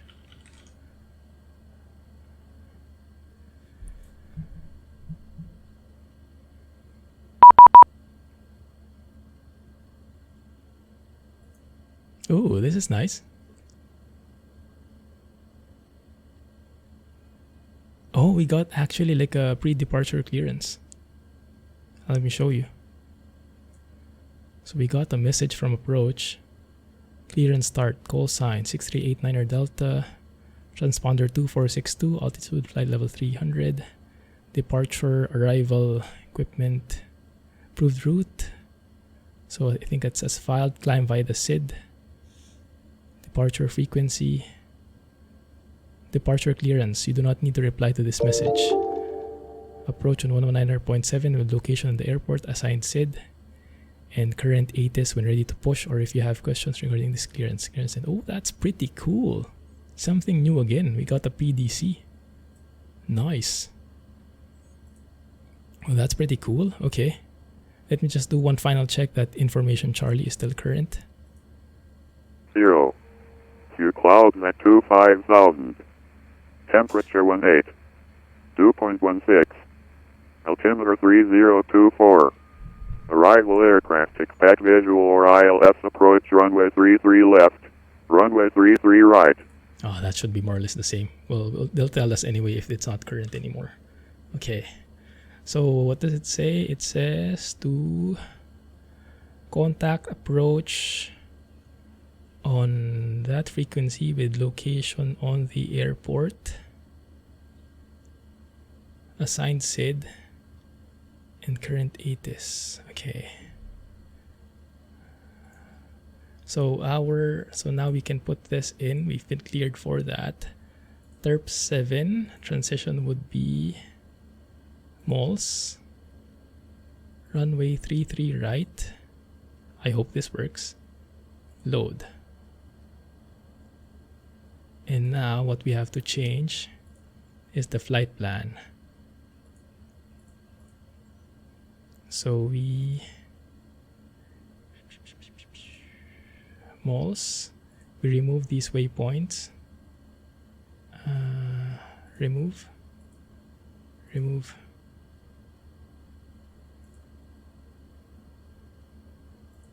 check. Yeah, okay, that looks good. So malls to then feeds.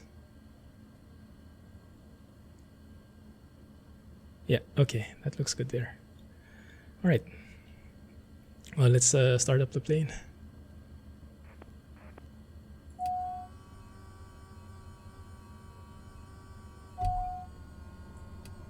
Phew. Sorry for the delay, guys. It's just my nerves.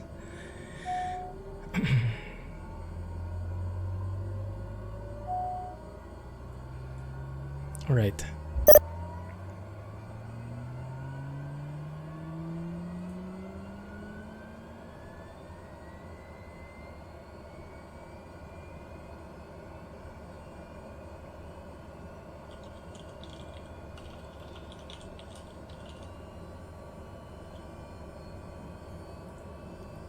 DC Center for taxi. I think they'll be logging off.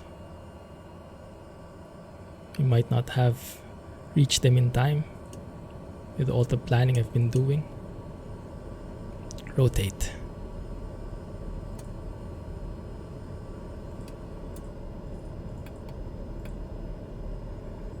Alright. Looks good. Because they messaged us, contact DC Center for taxi. So I think they have logged off. Yeah, unfortunately. Alright, that's fine. So 133.72. That's fine. Should be more or less the same. We just don't get that additional handoff from them.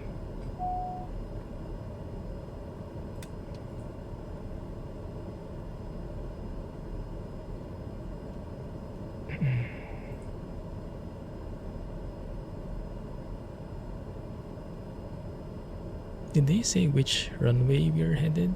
Actually not. Okay. Let me load up the chart on my other screen so I have some guidance.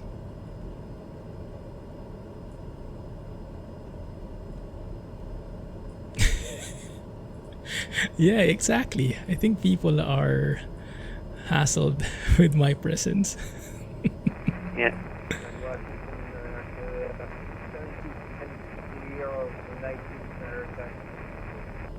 And 623 runway 1 taxi via Juliet across runway 22. Correction 15. What's the name of this airport again? Baltimore-Washington, right? Yeah, 72 10th exit parking via Yankee.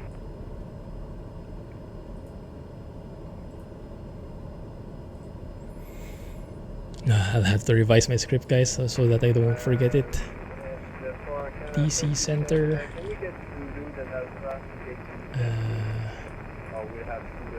So taxi.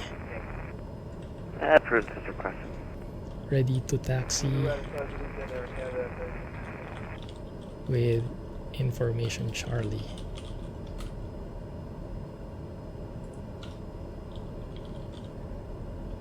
We have to tell them where we are, so at GA parking in Washington, I will be right back. Baltimore-Washington.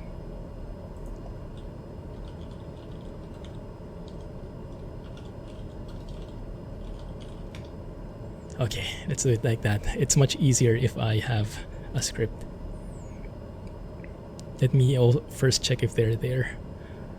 I am tuned into the right one. Okay. DC Center, TBM 6389er Delta.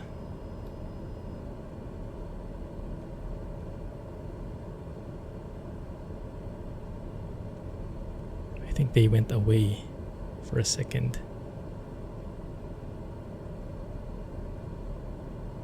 I heard someone be right back, but I wasn't sure if that was center. I think center also went away. 1 second, where's OnAir? Let's double check that we are there. If I start tracking now, will it detect that I don't have that I started the engine already? Oh crap, that might be bad. Center, it's no longer centered. Your flight is resumed in on-air. There you go. Your flight will be monitored until you land and shut down the engines. Thank you. Washington Center's back. Oh, there you go.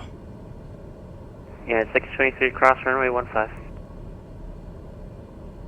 They did go away for a second.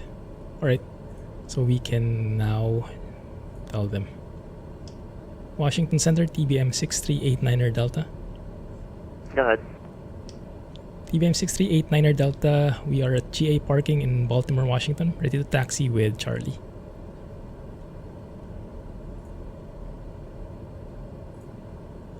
Number 6389 Delta, runway 15 left, taxi via Quebec. Runway 15 left via Quebec. 6389er Delta. 15 left, oh that's different. So let's put in the procedure here again. 15 left. Okay, so that's a different, interesting departure.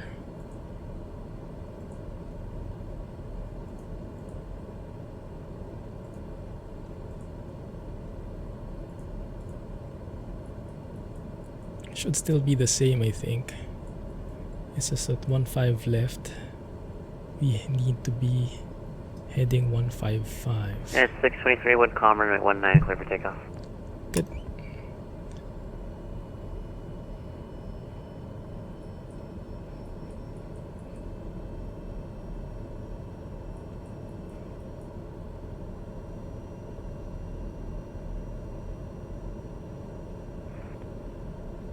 We basically be given radar vectors. Okay. Taxi lights on. Let's move. Quebec is... yeah, it's basically a single taxiway here.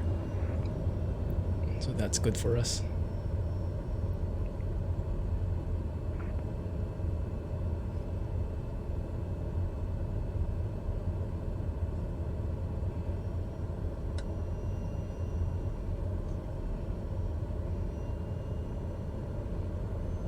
It is a bit framey in here, huh?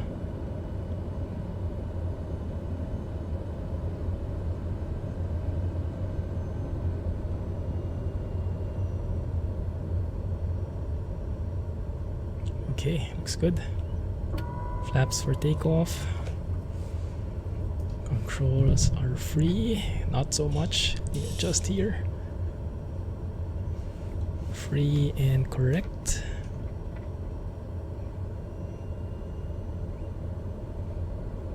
Trims are okay. And we are on Quebec. On to runway 15. Yeah, 623, we're to contact 1500, climb maintain level 340. 340, United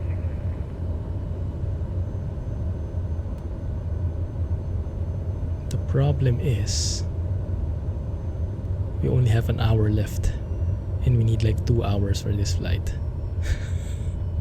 I might have to log off later, midway from VATSIM just to finish the flight.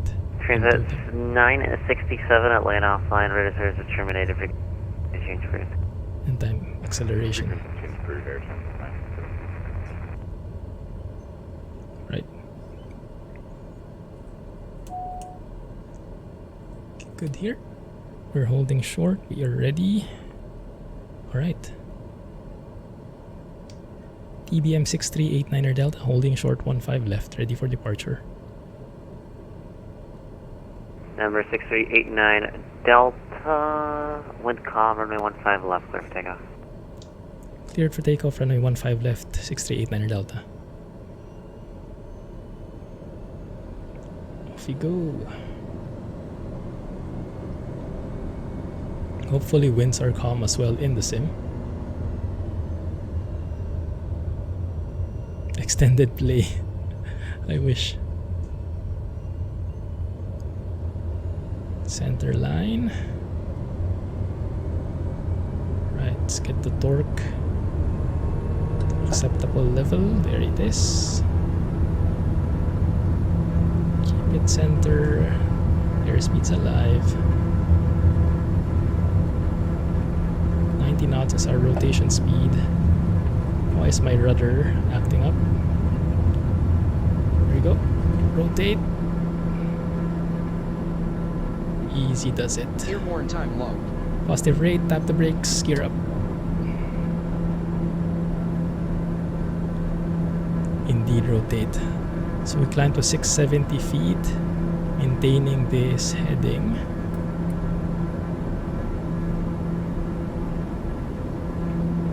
And then we'll be given radar vectors along the way. 115 knots, flaps up. Low damper is on. Go flight level change mode. 130 knots should be good. Number 6389 Delta, are you, is your transponder on?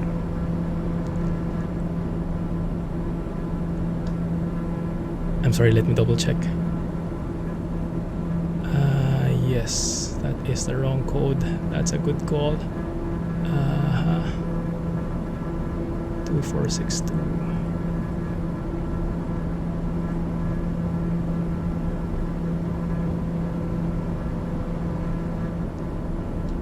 (638-9er Delta). Does that work now? Number 6389 Delta, radar contacts altitude leaving. Leaving 2000. 638-9er Delta. 6389 Delta, cleared at direct ATIS. Climb and maintain flight level 300. Climb and maintain flight level 300 and clear direct to which waypoint? Sorry, 89er Delta. One. Once, thank you. Washington Center, Delta 381, level Okay, 360. that was a pretty 381 straightforward Washington Center, good evening. climb, and they asked us to go direct to malls. So basically, all these waypoints, no need anymore. Alright. Activate nav mode. Does that work? Hopefully it does. There you go. Inertial separator can go off.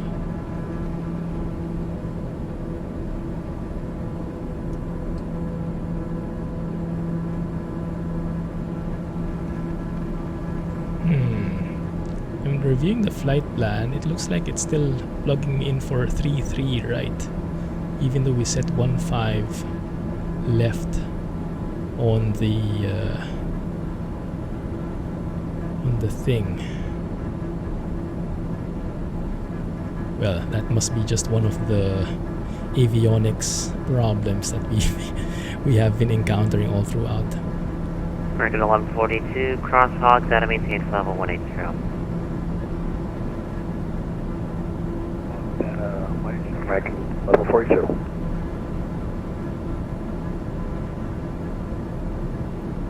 Okay. Looks good. Let's keep this. Now the question is, what will happen when we reach malls? The bets. Taking bets now. Number 1, will we go back? Will the flight, the FMS, make us go back all the way to where we came from? Or will it continue on? Or will the sim crash? A, B, or C?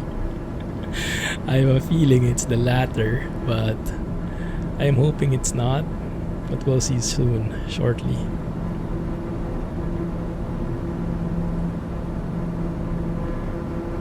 Did I even set the correct altimeter setting? Probably. Yeah, I forgot a lot of things. I got confused by the pre-departure clearance. So I saw the pre-departure clearance, but it didn't push those values in. Like, I didn't enter the squawk. The ATIS we heard, but I didn't plug in the manual, the altimeter setting, stuff like that, I think. And now we are dolphin dancing. So not the smoothest flight, but you learn as you go.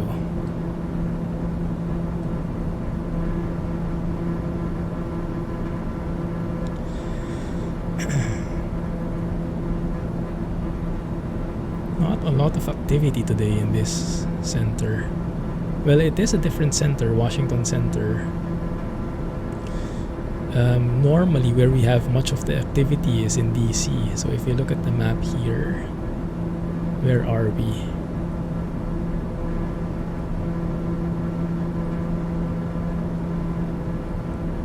We are right here, the border. We should see ourselves here actually. 6389er Delta, yes, that's us.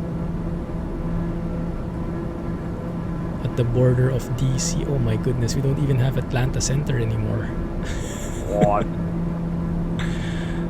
Washington, D.C. Center. It's good evening. It's JetBlue 2153, 15.6 for flight level 340.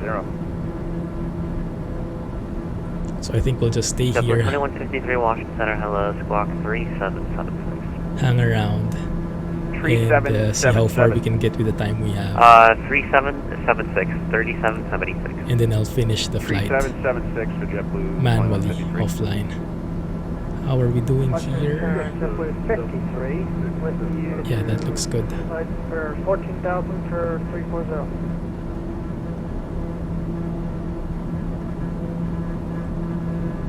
JetBlue 50.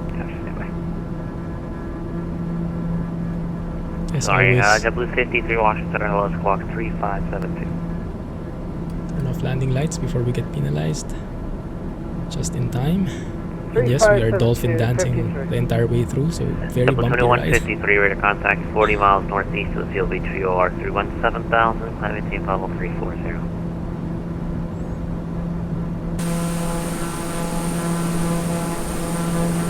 Not too shabby. JetBlue 53, radar contact 80 miles northeast of the CLB 3OR 315,000, climb maintain I'll level take it. 340. 340, JetBlue 53. JetBlue 2153, what's your planned Mach number? Our planned Mach number is going to be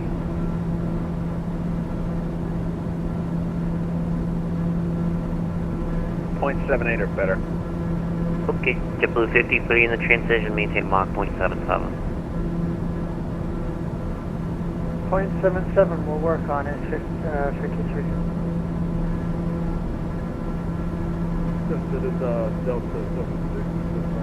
That's actually interesting. When they started talking about Mach numbers, I don't remember seeing a Mach number equivalent on this plane.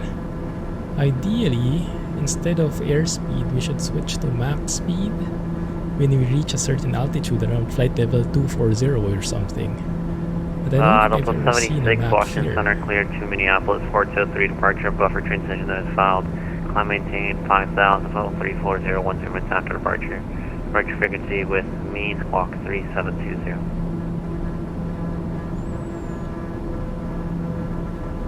Oh, there's a nice airport there on the left. Wonder what that is. 2 runways. Let's have a look. Zoom in a bit. Oh, we won't see it because I decluttered. 76 Sure, I'll be maintain 5,000. The rest of the readback's correct. Push at your discretion. Already for taxi runway 19. Kilo November Hotel Kilo. Probably. Looks nice. JetBlue 2153 in the transition, maintain Mach 0.78 or greater. They did a good job here though. 7 or greater in the this transition. flight sim. They did a good job of making sure that the Can we get airports are direct, visible maybe Zizzy or Warren? even Would that from help? I mean, so far away. same thing, honestly. Okay. You want to go slower? Absolutely not. Yeah. Because I remember one of the problems I had with X-Plane before, when I would spot an airport, especially a smaller airport, it's so hard to spot them without all the lights and or the everything, and the actual airport being drawn in quite late, so you only see them when you're like 5 miles away from them, which is a bit hard, especially when you have to like report runway in sight and things like that. Washington Center, good evening, JetBlue 153 with you at flight level 100,000. People do not know their flight levels. JetBlue 153, Washington Center, squawk 3727. 3727, JetBlue 153. Is that reference to because they said flight level 19,000 instead of 190? 190? Maybe. JetBlue 153, ready to contact 45 miles northeast of the Atlantic City VOR, is level 200. Maintain level 360, maintain 270 knots or less, Mach 0.77 or less in the transition. Let's make a steeper, shallower climb here. Roger, Cal maintain flight level 360, and can you repeat the restriction at here at standard? Level 153, 260 knots or less, and in the transition Mach 0.77 or less. Roger, so 260 or less, and transition 0.77 or less. So what I'm going to do is I'm going to ready also my heading mode, because when we reach malls and then we suddenly make a U-turn, I'll have to go to heading mode immediately, just so and then I'll fiddle with the flight plan to see how we can remedy that if we cannot hang sometime there. But we'll do our best. My goodness, it's just literally bouncing the entire way. Yeah, they did recommend not using FLC, but I really like climbing via FLC. Flight level changes is a very smart way of climbing, so you don't have to rely manually on VS.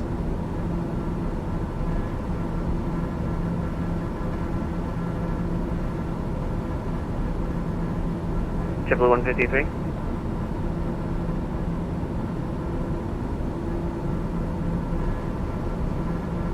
JetBlue 153, Washington Center. Probably got disconnected.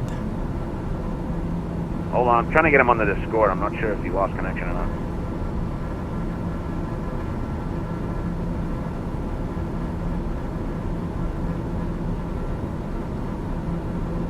Everything's looking good.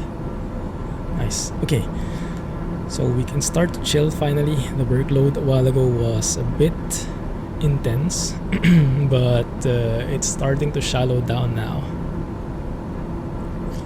I'm not sure if you still have people in chat. Let me see. How are things going? What are you guys working on right now?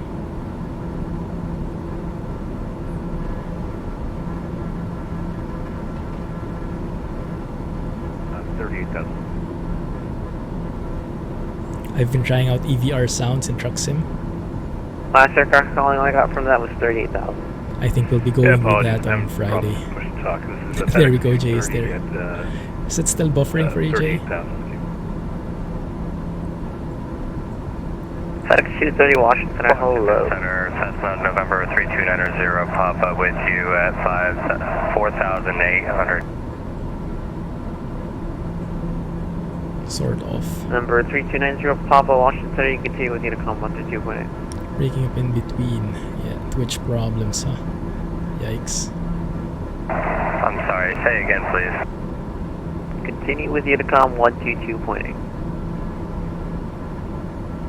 122.8, 290 Papa. 108.8 on the nav.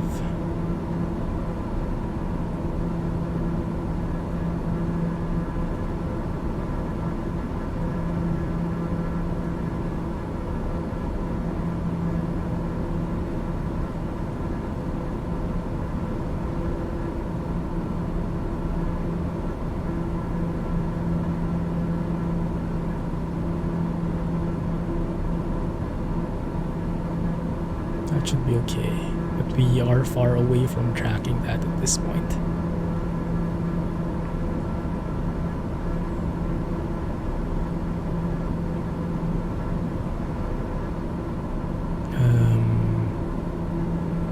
I still connected? Yes, I think so. 40-second latency. What is this? YouTube Live? Can't get the FMAX update from EVR. Won't download. Oh, that's interesting. Are you trying the 139, Alex? The 138 works for me. I have a video coming out later, a silent trucking video of that. It's nice, although for me personally, I like the premium much better. Maybe it's the old school feels. The 139. Maybe that's a different link. Yeah, because in his email, he has like a link for 138 and 139 separately, right? Standard JetBlue 153. JetBlue 153, what are you direct to right now? Nothing will update. I'm sorry, say again? What are you flying direct to? We're flying direct Charlie Echo Bravo Echo Echo.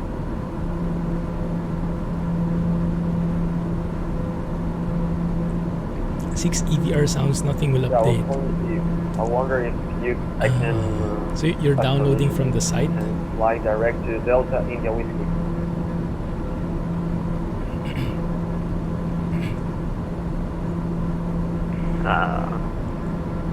Just do whatever you're doing right now. Don't do that track. Say again? Just keep flying what you're flying right now. Roger. You get failed network error every time. Oh, goodness. Maybe he's overloaded with requests as well. Yikes. But for the 138, are you able to download it? Maybe he has problems with the 139 upload.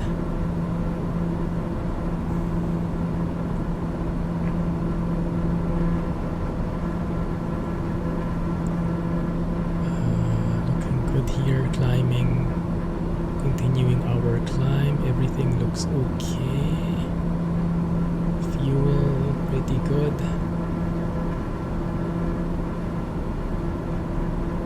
Oxygen is good as well.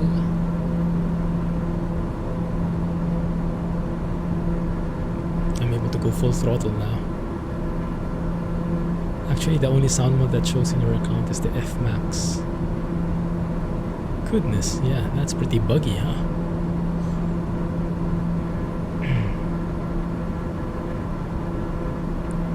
What the others after the FMAX? How does that work? Oh my Record goodness. 1142, no further ATC available. Continue with you to come 122.8. Bye bye. Looks like he have to be. Looks like he has to upgrade his system. Record 1142, radar service is terminated. Frequency change approved.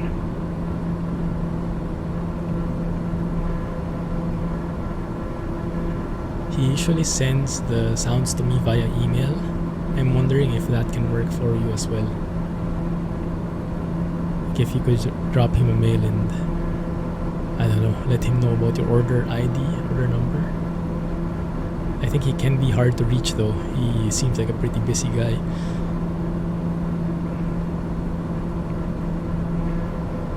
I also don't often get replies from him.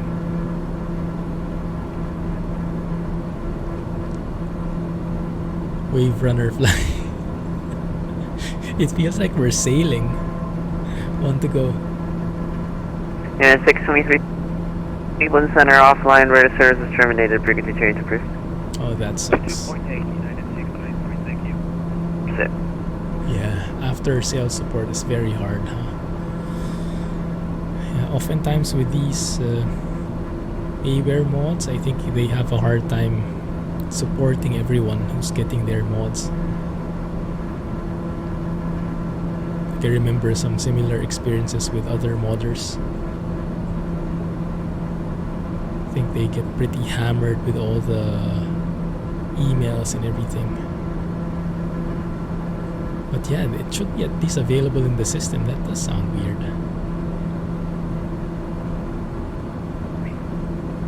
Here we go, we can finally start accelerating.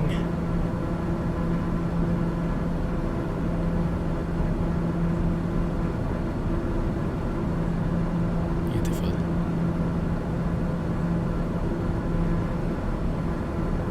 Are we close close to malls yet. 100 miles. This arc is pretty useful actually. You get to see that arc there, and that means it's 100 miles away from you. Very nice for a ruler. Quick snapshot of how far you are from things.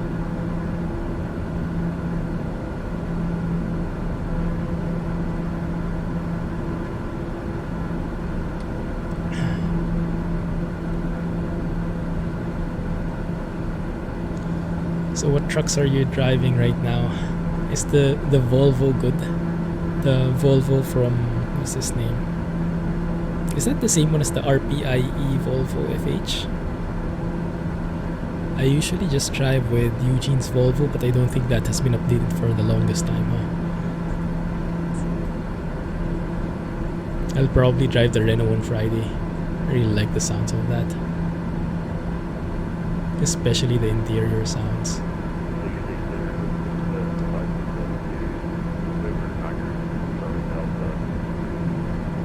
CFR from Roanoke. ATIS. CFR flight call.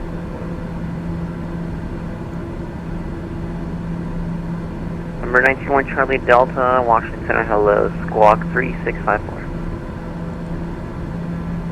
Squawk 3654. Update for the auto car.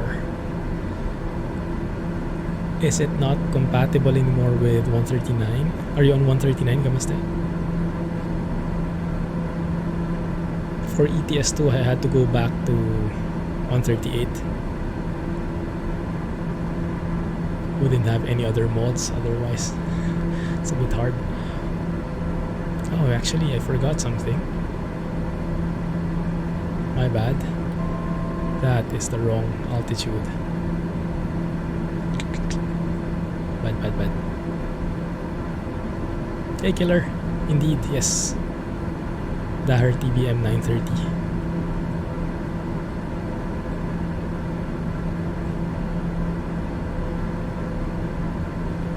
Hasn't been updated yet.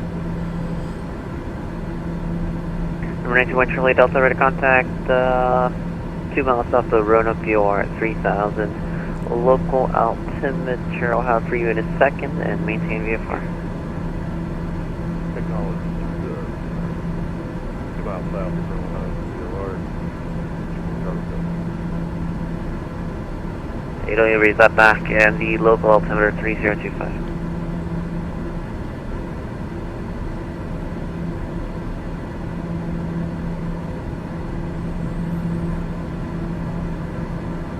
It's been a while since you went to Truck Sim. You've been airborne this entire time. Washington Center, Cessna November 3290, pop over with request. I have something similar. Go ahead.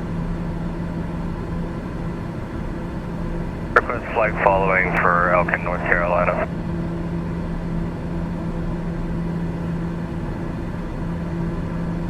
Only XPS truck updated for 139, so DAF F24. 2290 Papa, Washington Center, squawk 3514. Doesn't he update his mods anymore from the SES forums? He only uses the website now. 3540. How do you get Negative news? 3514. How do you get news of the Roger, updates? 3514.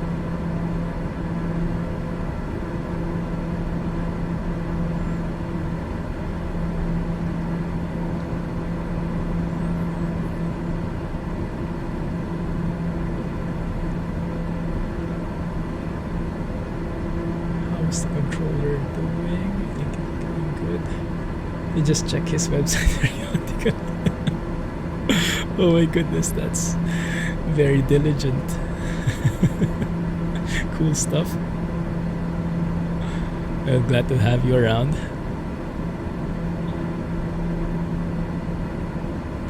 Everything is in the green. Cabin pressure is good as well. Remember before we had to dump the pressurization at some points? That's when I climb very steep, very fast, like 124 knots.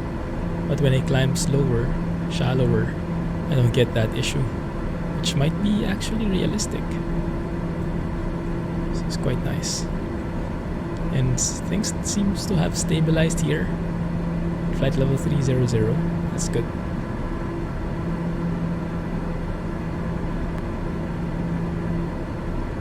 Unfortunately, yeah, well, I think we'll have to fast forward this.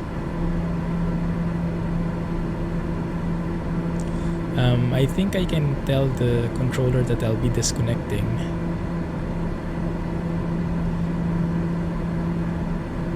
So that we can do some time acceleration. I think I can also ask him if I can do time acceleration, but I don't want to bog up the traffic for everyone else. Because, I mean, this is the map right now. We're there in the middle of the airspace for Washington. But once we get to Atlanta, we don't have any coverage anyway. So I think I'll disconnect shortly. No train sim, farm sims, no runner. It's all been flight sim. Yeah, I can definitely understand that. Yeah, and OnAir is a very motivating system, isn't it? You really want to fly and do your best. Especially with Thunder, it's so hard to earn money. You really have to do the flights.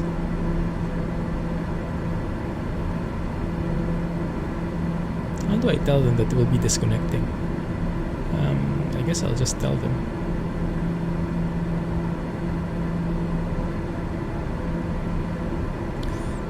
How do I say it? I'm shy. Okay, let's see. Hey, Swappy, you made it! 8 months.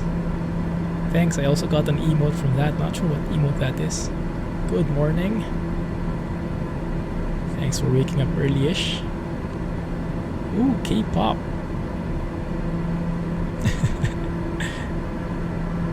Interesting.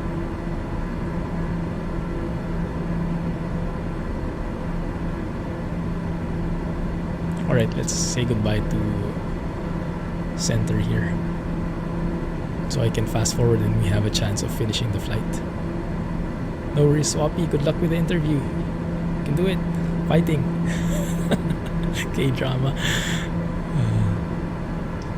Center, TBM 6389er Delta. We'll have to disconnect now. Thank you for the help.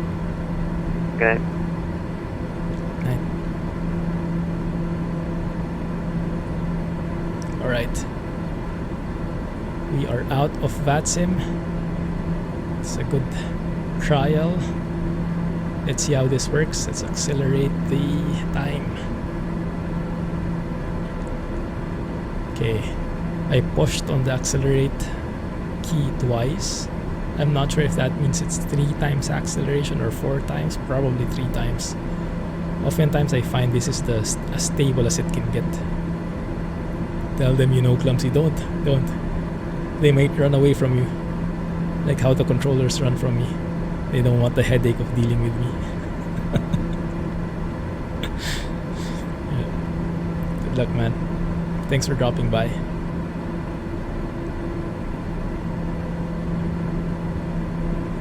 So let's see. Estimated time en route 10 minutes.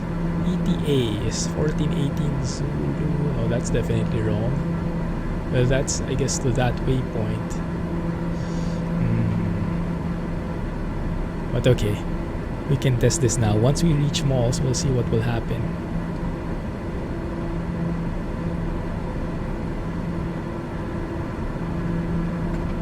Whoa, whoa, whoa, whoa, whoa, whoa.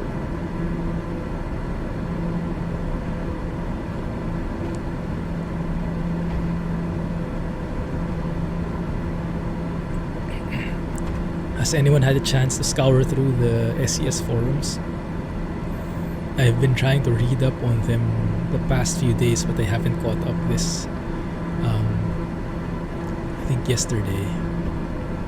I have not seen much discussions on the beta yet, or if there were any changes with the physics. Yeah, I'm staying away from 139 ETS2 mainly because of the physics. That really got me. And I'm not sure if that's specific to the trailer.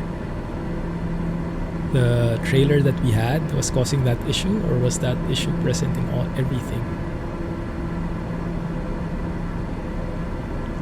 Now we're moving at a faster pace. That's more like it.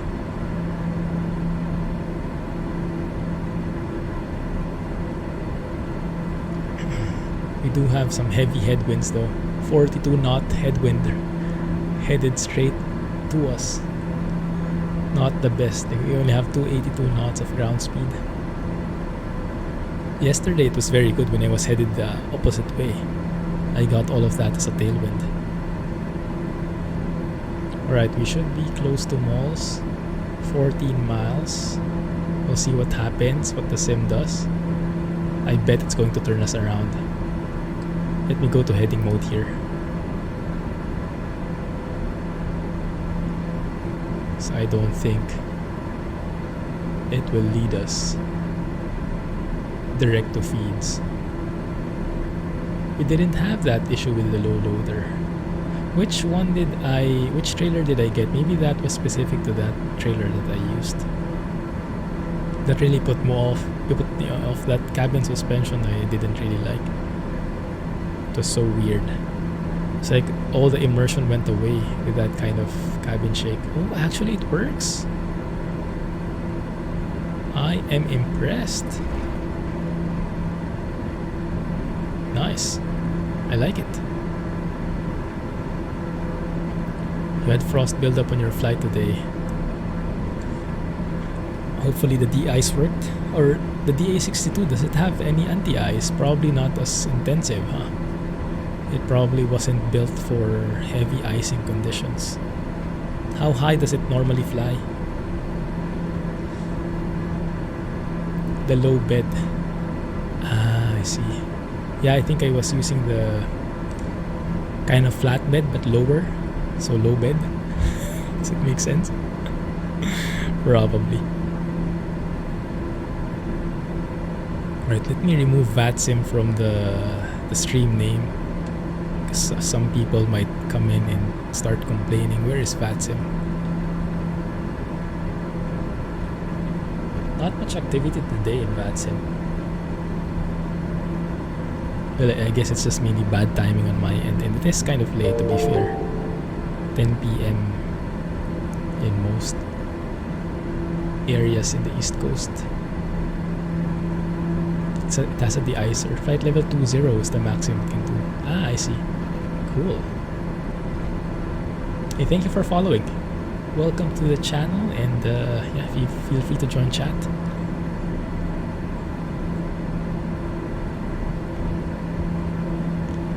We have time acceleration enabled right now because I have to end the stream in 20 minutes. And we will not make it otherwise.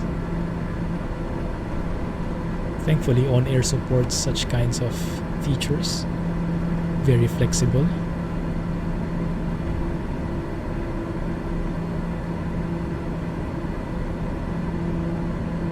Although I don't think there is a penalty. We will just not get the rewards yet until the time acceleration passes.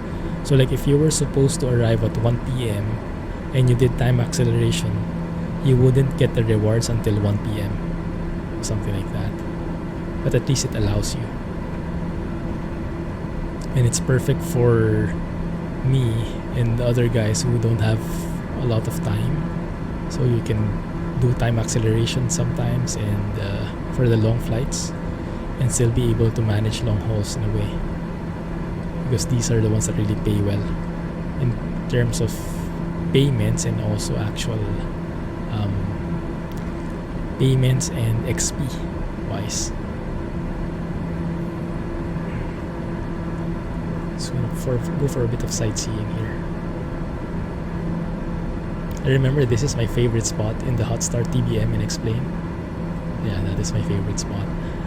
And then in the Hot Start version, you can actually bring out the tray here and open those things as study level as it can get.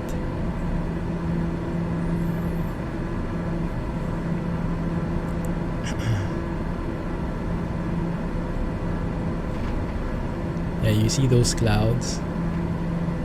They're just there. They don't like appear out of nowhere. They don't appear like magic. It's just when weather is heavy on a certain area, then it's heavy when you get there. There is no like magic transition that the weather just suddenly changes. So everything is fluid, and I absolutely love the way the weather transitions. It's not 100% accurate with the meter, and sometimes it can be really way off. But the way that there is globally different weather, like varying weather globally, that is something that I don't think a plugin is able to mimic. And that looks great. Also, I've been watching a new YouTuber recently. Well, he's not a YouTuber, he's just new to me. I have watched some of his other videos, but I started watching him more now. If you guys have heard of Citation Max, he's a good friend of P1D. And I was watching his Q&A story of how he became a pilot. Very inspirational, very fortunate, very blessed. Those are his keywords. But yeah, very hardworking. And yeah, very nice to watch. He started in simulation as well.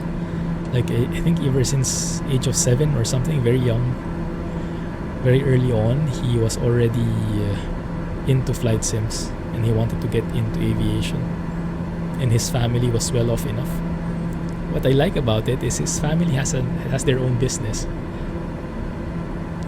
and they were able to find a way to include the flying as part of the business. Like, he didn't go into detail on what kind of business it is, but their family business needed to travel around. Like, his dad needed to travel around the country, and so he needed a pilot. So he basically got hired as their family business pilot, and they bought a jet for the business, and so he's the official pilot of the family business.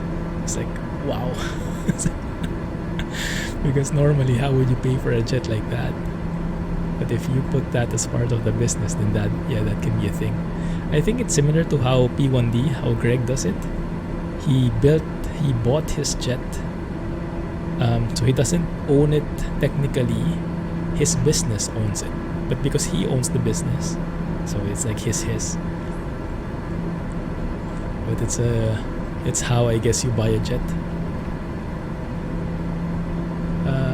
One sec. So let's slow down here a bit. Let me think. Let's do some computations. How far away are we from the destination? We are, so let's say 90 miles. I'm computing this from Little Navmap. 90 plus 10, 100. 100 plus 136. Let's say 136 miles by the time we reach Aline, that next waypoint. And we need to descend to 8,600 feet. So let's say 10,000. So we need to lose 20,000. So we need to start descending 60 miles away. Okay, that's good. That's good. It's 20,000. Remove the 1,000, so that's 20 times 3, that's 60. So 60 miles away is when we start descending at a 3-degree pitch down attitude.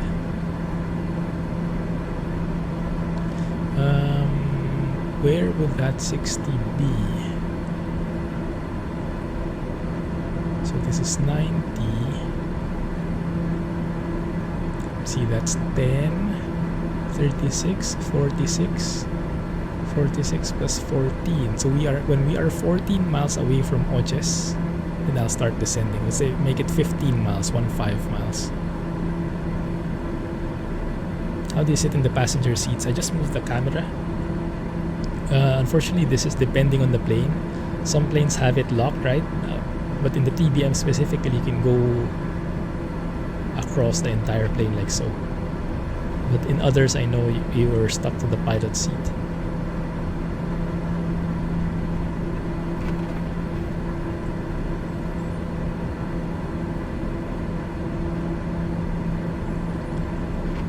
So 15 miles away, 8,600 Uyose. Let's load the chart so at least we have some kind of procedure in here. Because I do want to make that procedure turn. I think that's what they call it, a procedure turn. Runway 33, RNAV 33.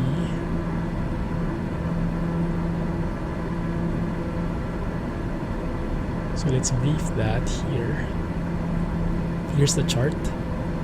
Minimums would be 4360. Let's plug that in.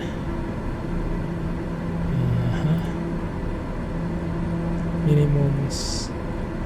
What's that? 4360.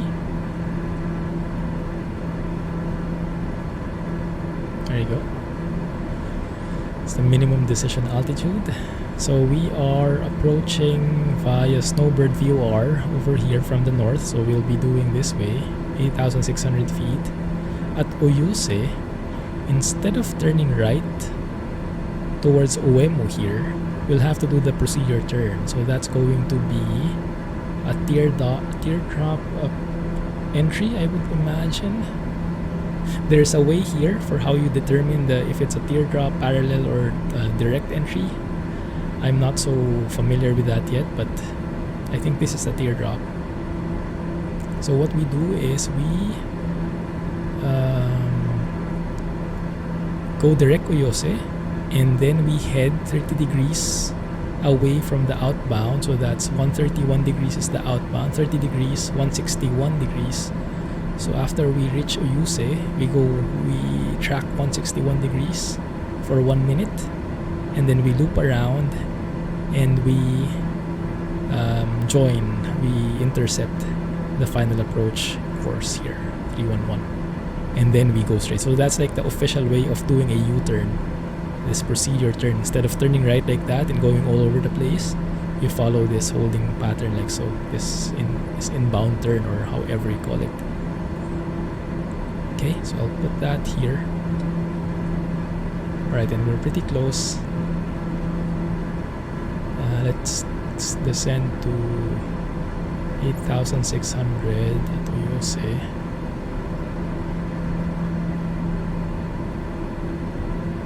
Welcome back, Swappy. How are you? Have you prepared already? What time's your interview? Is it a virtual interview? It's actually one benefit right now, right? Most of the interviews I can imagine will be virtual, at least in the beginning. Oh, we're actually pretty close. One sec. Go back to normal time. We'll have to descend a bit faster. Let's go maybe 2,000 feet per minute. There's the Boeing banana. That will be definitely helpful right now.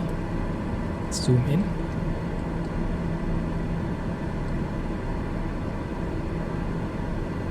Pull back fully on the throttle. Well, almost fully. So we can descend pretty fast. There's the Boeing banana again. We can actually go steeper. The goal is to reach Oyose at 8,600, or before Oyose at 8,600. Right? Yes. So the Boeing banana has to be, that arc has to be before Oyose, before we reach Oyose. It will be a very good indication. Let's make it 2,500 feet per minute. Virtual interview, it's in an hour. 2 half-hour interviews. Good luck, man. You can do it. I saw recently there is a new invention specifically done for Zoom calls. It would look like you're wearing a suit and a tie and everything, but it's like a pull out. Like you can literally pull it and it goes off. So it's like, you know, that thing that they put on you in the barber shop? Like that, just, how do you call it? That like blanket or something. It's like that, but it's like, it's shaped like a suit. So you look very professional during your calls. But then afterwards you can just pull it off. You don't have to like wear the entire thing. It's the next level of Zoom conferencing. I saw someone use that in one of the videos. Very interesting design. The things people come up with.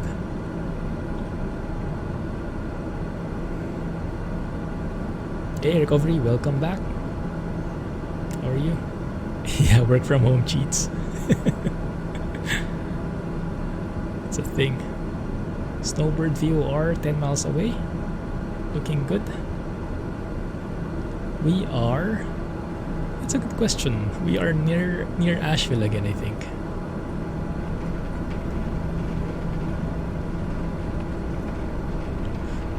Yes, actually, pretty close to Asheville, North Carolina.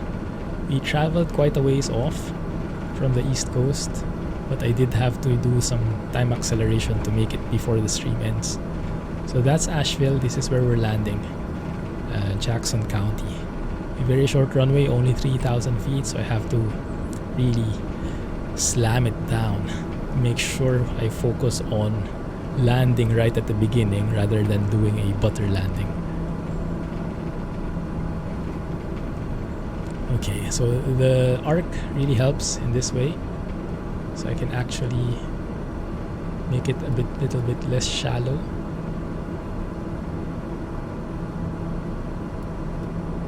And I just remembered we don't really have a proper RNAV approach here, so I'll have to study the chart itself, because we'll have to do a step down approach. So here we are on this leg from the north here where my mouse is, heading south. So we see the 8,600 there. That's the altitude we need to be at. At Uyose, we start descending to 6,000. So as we're doing that procedure turn, we'll start descending to 6,700. You see here, max 10,000 MHA. I forgot what it means, but 6,700 is the altitude as we enter Uyose, as we make that turn. And then after we cross Uyose, we descend to 5,700. And after we reach Uemu at 5,700, we start our 3.19 degree descent, which is, in terms of vertical speed, that's this one. Depending on your ground speed, that's the vertical speed you have to match. So we'll have to do that manually because the RNAV approach isn't really, it's not in the sim. So it's a bit manual, but we'll make it somehow. Are these the Smoky Mountains already? Yeah, you guys have been telling me about the Smoky Mountains, and I accidentally chose a home base near the Smoky Mountains. So very cool. Look at those views. Let's have a look outside. Minimum holding altitude. There you go. Thanks, Swappy. Helps a lot. Beautiful.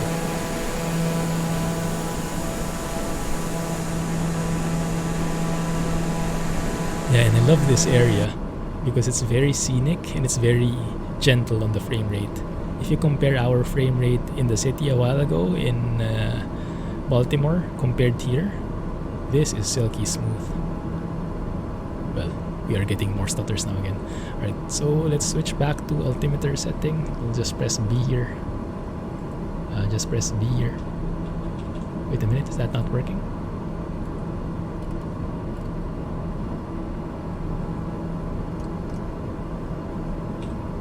There we go, now it's working.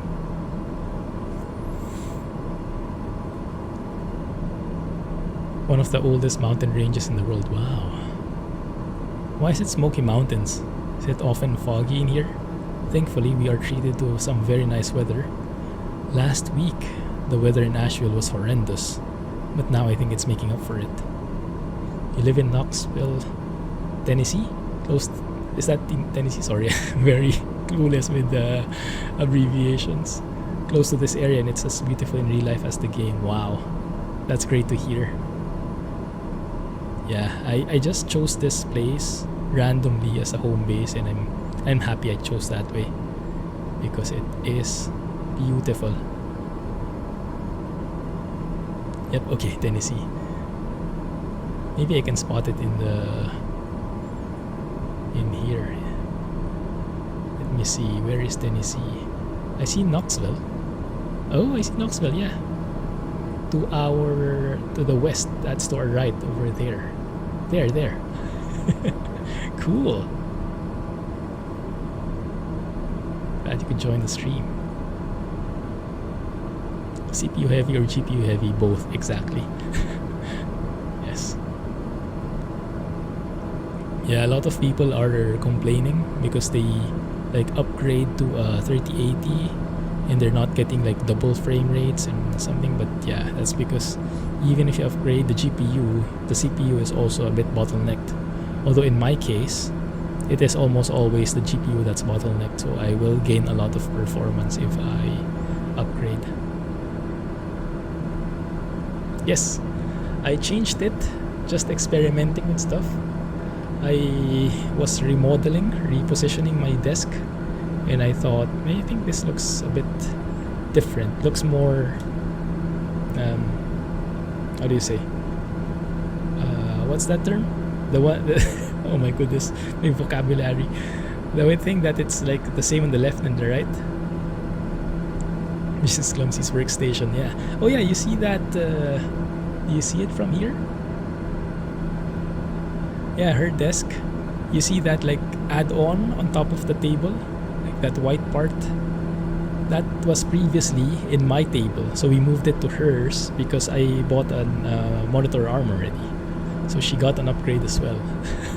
Hand-me-down upgrade. She likes it. Yeah, she likes it very much. Symmetrical, there you go, thank you. That's the term. So I'm very professional at these things. Right, let me prepare the heading. Heading is 161 degrees as we briefed a while ago. Briefed, how professional. And then I will also set the timer so that we can do that for 1 minute. Alright, and I'll show you the chart later as we arrive there. 10,000 landing lights before on air gives us a penalty. Let's slow it down so we don't go beyond 250 knots.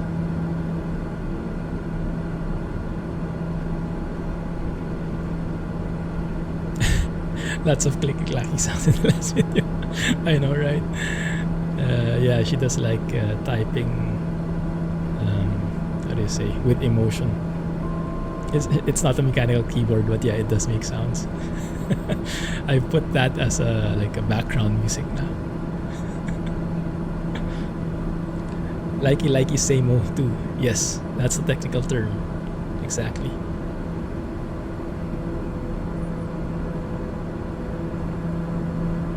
Alright.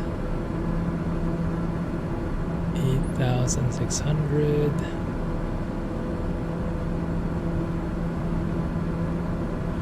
Now actually I'm doubting myself if it should be procedure not authorized for arrivals at Snowbird View or on V185 northwest bound. Okay, I don't think that's us. Okay, let's zoom in here. There we go. That actually looks pretty good. Oyose. Wait a minute. That isn't right.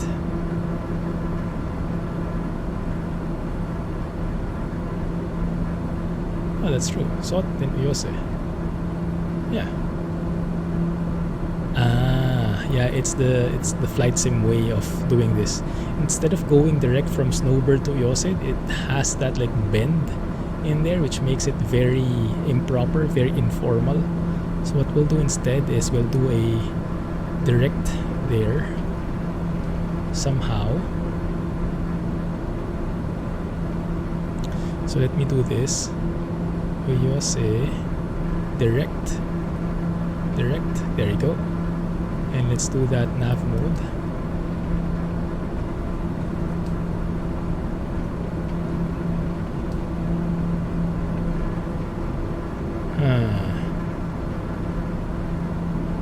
That actually looks strange.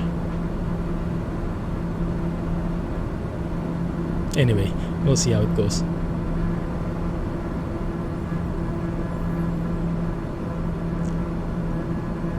Actually throwing stuff at Clumsy. Stop talking. Oh yeah, we are very far away, my goodness. Even I think the waypoints are not synchronized. Look at this. Look how far away we are.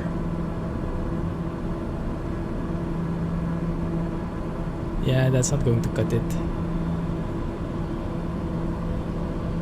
We'll have to manually make our way through. It's not very professional, is it? Crap. Okay, I'll have to navigate via Navigraph. I won't use the waypoints at all, so it'll be a bit wobbly.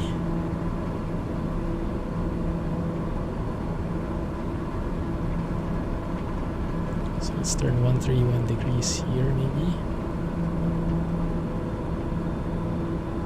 Just do a visual approach. That's true, we can actually do it. And it's 11, huh? That's true. Where's the airport? We should see it already.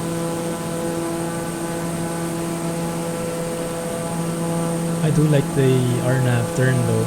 I like practicing it. But I don't see the airport. You guys see it?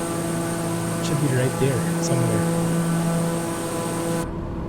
Anyway, we'll see it later. Okay. So we're getting close to Uyose. I'm not sure now if we're entering the holding pattern at this angle.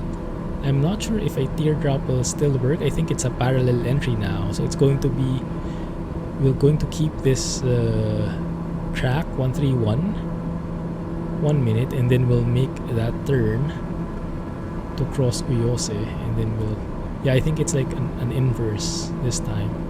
Anyway, we'll see. How do I learn all this stuff? Lots of YouTube. Lots of this is still trial and error. That's why I need to practice it for myself. A lot of it is based on theory, based on what I've read. And it doesn't really stick until I try it myself. So I want to see how that goes. Okay, so we're starting the timer. We're on this track, 131 degrees. And then once 1 minute hits, we'll turn around and we'll do probably the inverse. So we'll turn to the right on a 311 plus 30 degrees, so 341 degrees until we intercept the final approach course. Right, 1 minute is coming up. So after this, we turn right to 341. And then we descend to 6,700 feet. Right, there we go, 1 minute. Turn right to 341. And while that's cooking, let's go and descend to 6,700.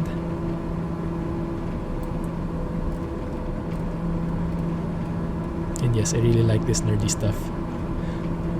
I don't know about you guys, but I enjoy these kinds of things.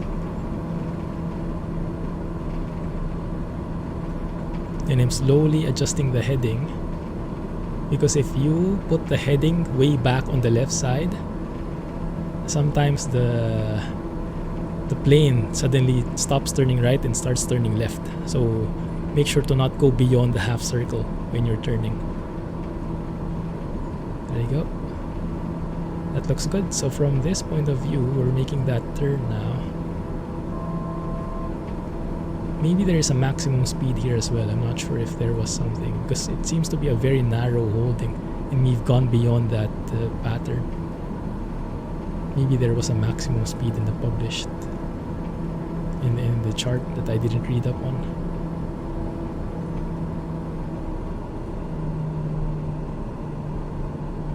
Hey, Secret. How are you, man? Got the TWCS throttle yesterday. Nice. Which one is that again? Remind me. Right, here we are. Yalok to Kakek.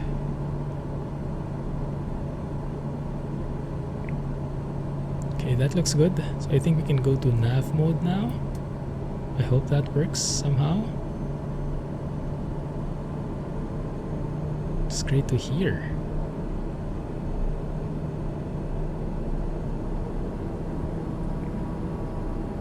Okay, so after we cross Uyose, there, we can start descending to 5,700 feet at Uemu, and then from there I'll need to check my VS. So I'm in nav mode, that should be fine. Adjust the heading to 311 degrees, which is the final approach course. Minimums are set already for 360.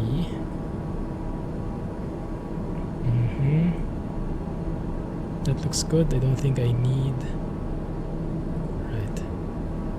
Set to 5,700. Go VS. We're not yet at Uyose, but we are close. My goodness, Navigraph charts is invaluable in these cases. If you're going to follow these procedures, relying on the sim will get you nowhere at this point.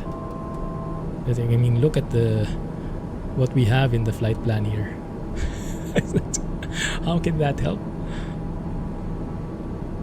Thrustmaster, the one that comes with TFRP pedals. Ah, yes, I know that. That's a nice purchase actually. Congrats.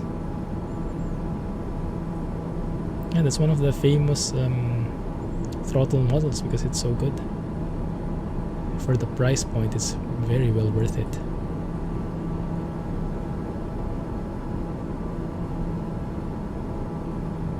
Alright, 5,700. So now we manage our descent. Let me slow it down. I think now would be the perfect time to deploy flaps. 177 knots. Flaps are down 1 notch. Landing lights are on. Inertial separator, let's turn on as well. Slow it down. We are crossing Uemu soon. We have crossed Uemu, so we should start our descent.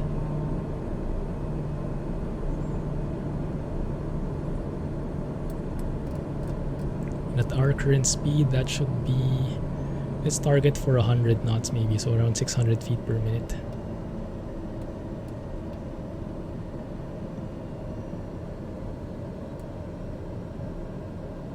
Is that correct? Yes. Something like that. Inertial separator is on. We are well within the safe extension for full flaps.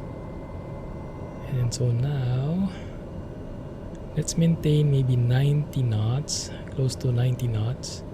That would equate to a 500 feet per minute descent.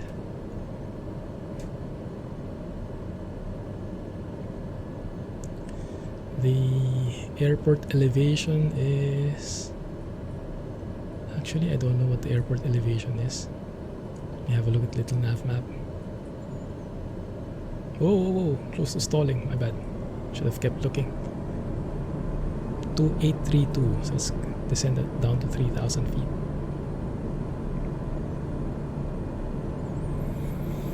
You guys see the airport? It's not even a direct approach. It's like, I guess it's because of the mountains. So like we are tracking 3-1, but actually the runway heading is it's runway 33. So it's 3 to 8 degrees. So it's over to the right. So we just follow this descent, but the airport itself would probably be there on that side. Maybe that's that one. Yeah, maybe it's this one. I'm not sure.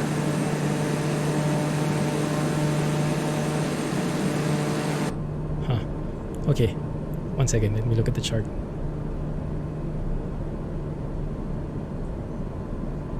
Alright, yeah, look, 50-20, that looks good so far.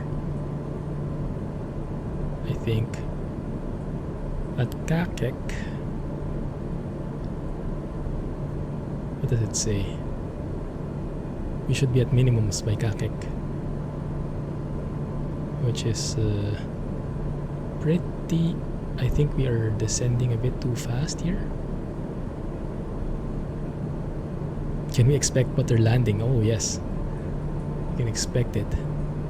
Minimums. Confidence. I don't even see the airport yet. Let's turn off everything. In the end, we ended up with a visual approach anyway.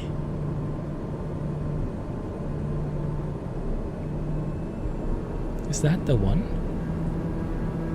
Oh, that's the one. Yeah, that's the one, guys.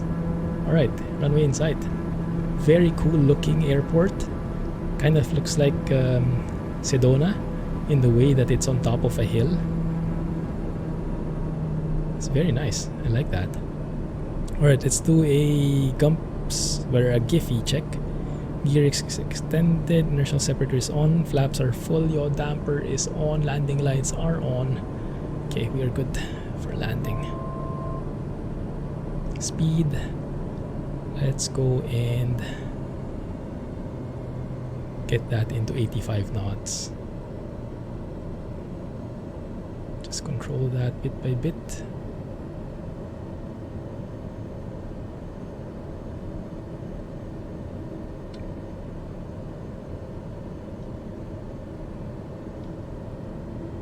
Take it easy.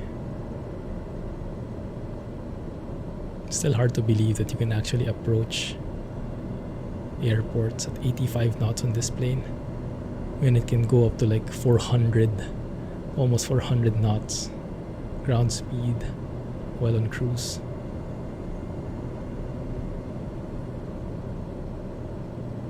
That runway looks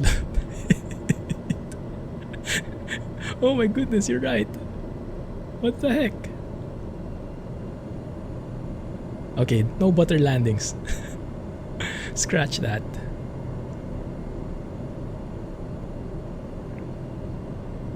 Oh my gosh. Yes. 500. You have to land right on the marker. Land on the marker. Don't float. Don't float. We can afford to float. Landing time log. There you go. Landed at 24 Alpha, Jackson County. Full reverser. Little bit of bounce there. That's fine. But we have more than enough space. Goodness, twisty bit runway indeed. That was scary. Where the heck do we stop here? Don't even see a parking. You guys see a parking back there? We'll just end here on the side of the runway. Ziggedy zaggedy runway. We'll take it. Well, good thing we have nice weather. If we had low visibility or strong winds, I think that would have ended much worse. Good.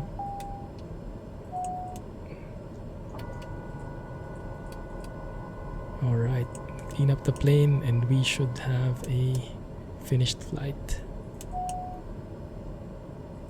Thank you for staying with me, guys. I know there were some lulling moments. Lots of workload, not much action. Thank you for bearing and finishing the flight with me. Looks good. Now I don't think we'll get any XP yet because we accelerated the time.